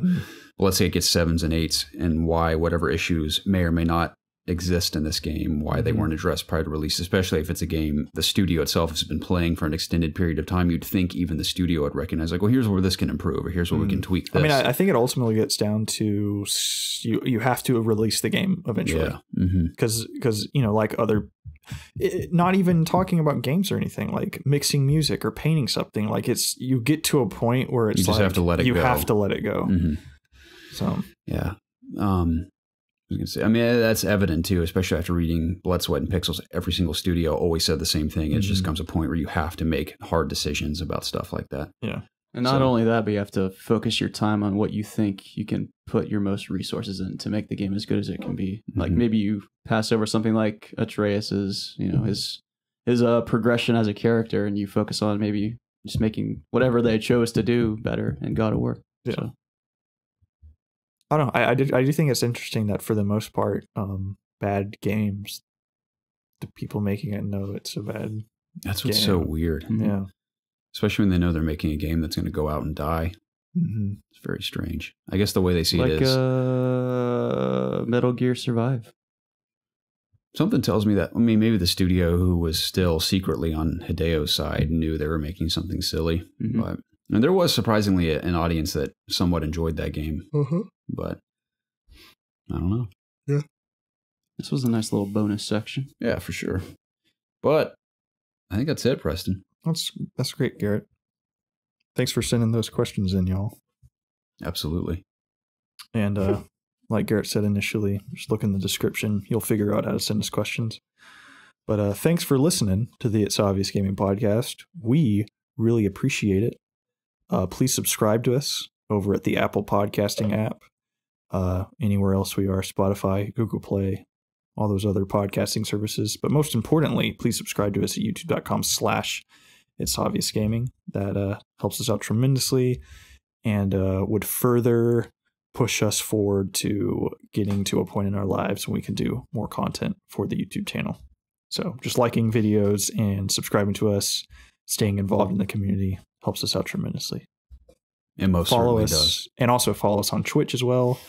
The entire Twitch schedule is in our Discord channel, I believe. So you should be following us there anyways, because that's a really cool place to hang out with your fellow EOGs and you'll be up to date with pretty much everything that we're doing, schedule on everything.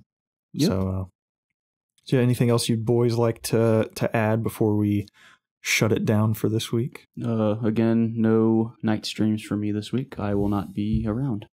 I'm going on vacation. I may fill in some of those spots. Excellent. On nights I'm available. And Garrett will obviously, say in Discord, he'll be on social media. Mm-hmm. So you guys will know when he's doing that, if he does. Yeah, dude. Awesome. Well, if that's it, would like to again say thank you to everybody that listens to our podcast and subscribes to the channel and just supports us anyway. We really appreciate it. Thanks for joining us for this episode, and we look forward to seeing you guys next week. Goodbye, everyone. Goodbye. Peace.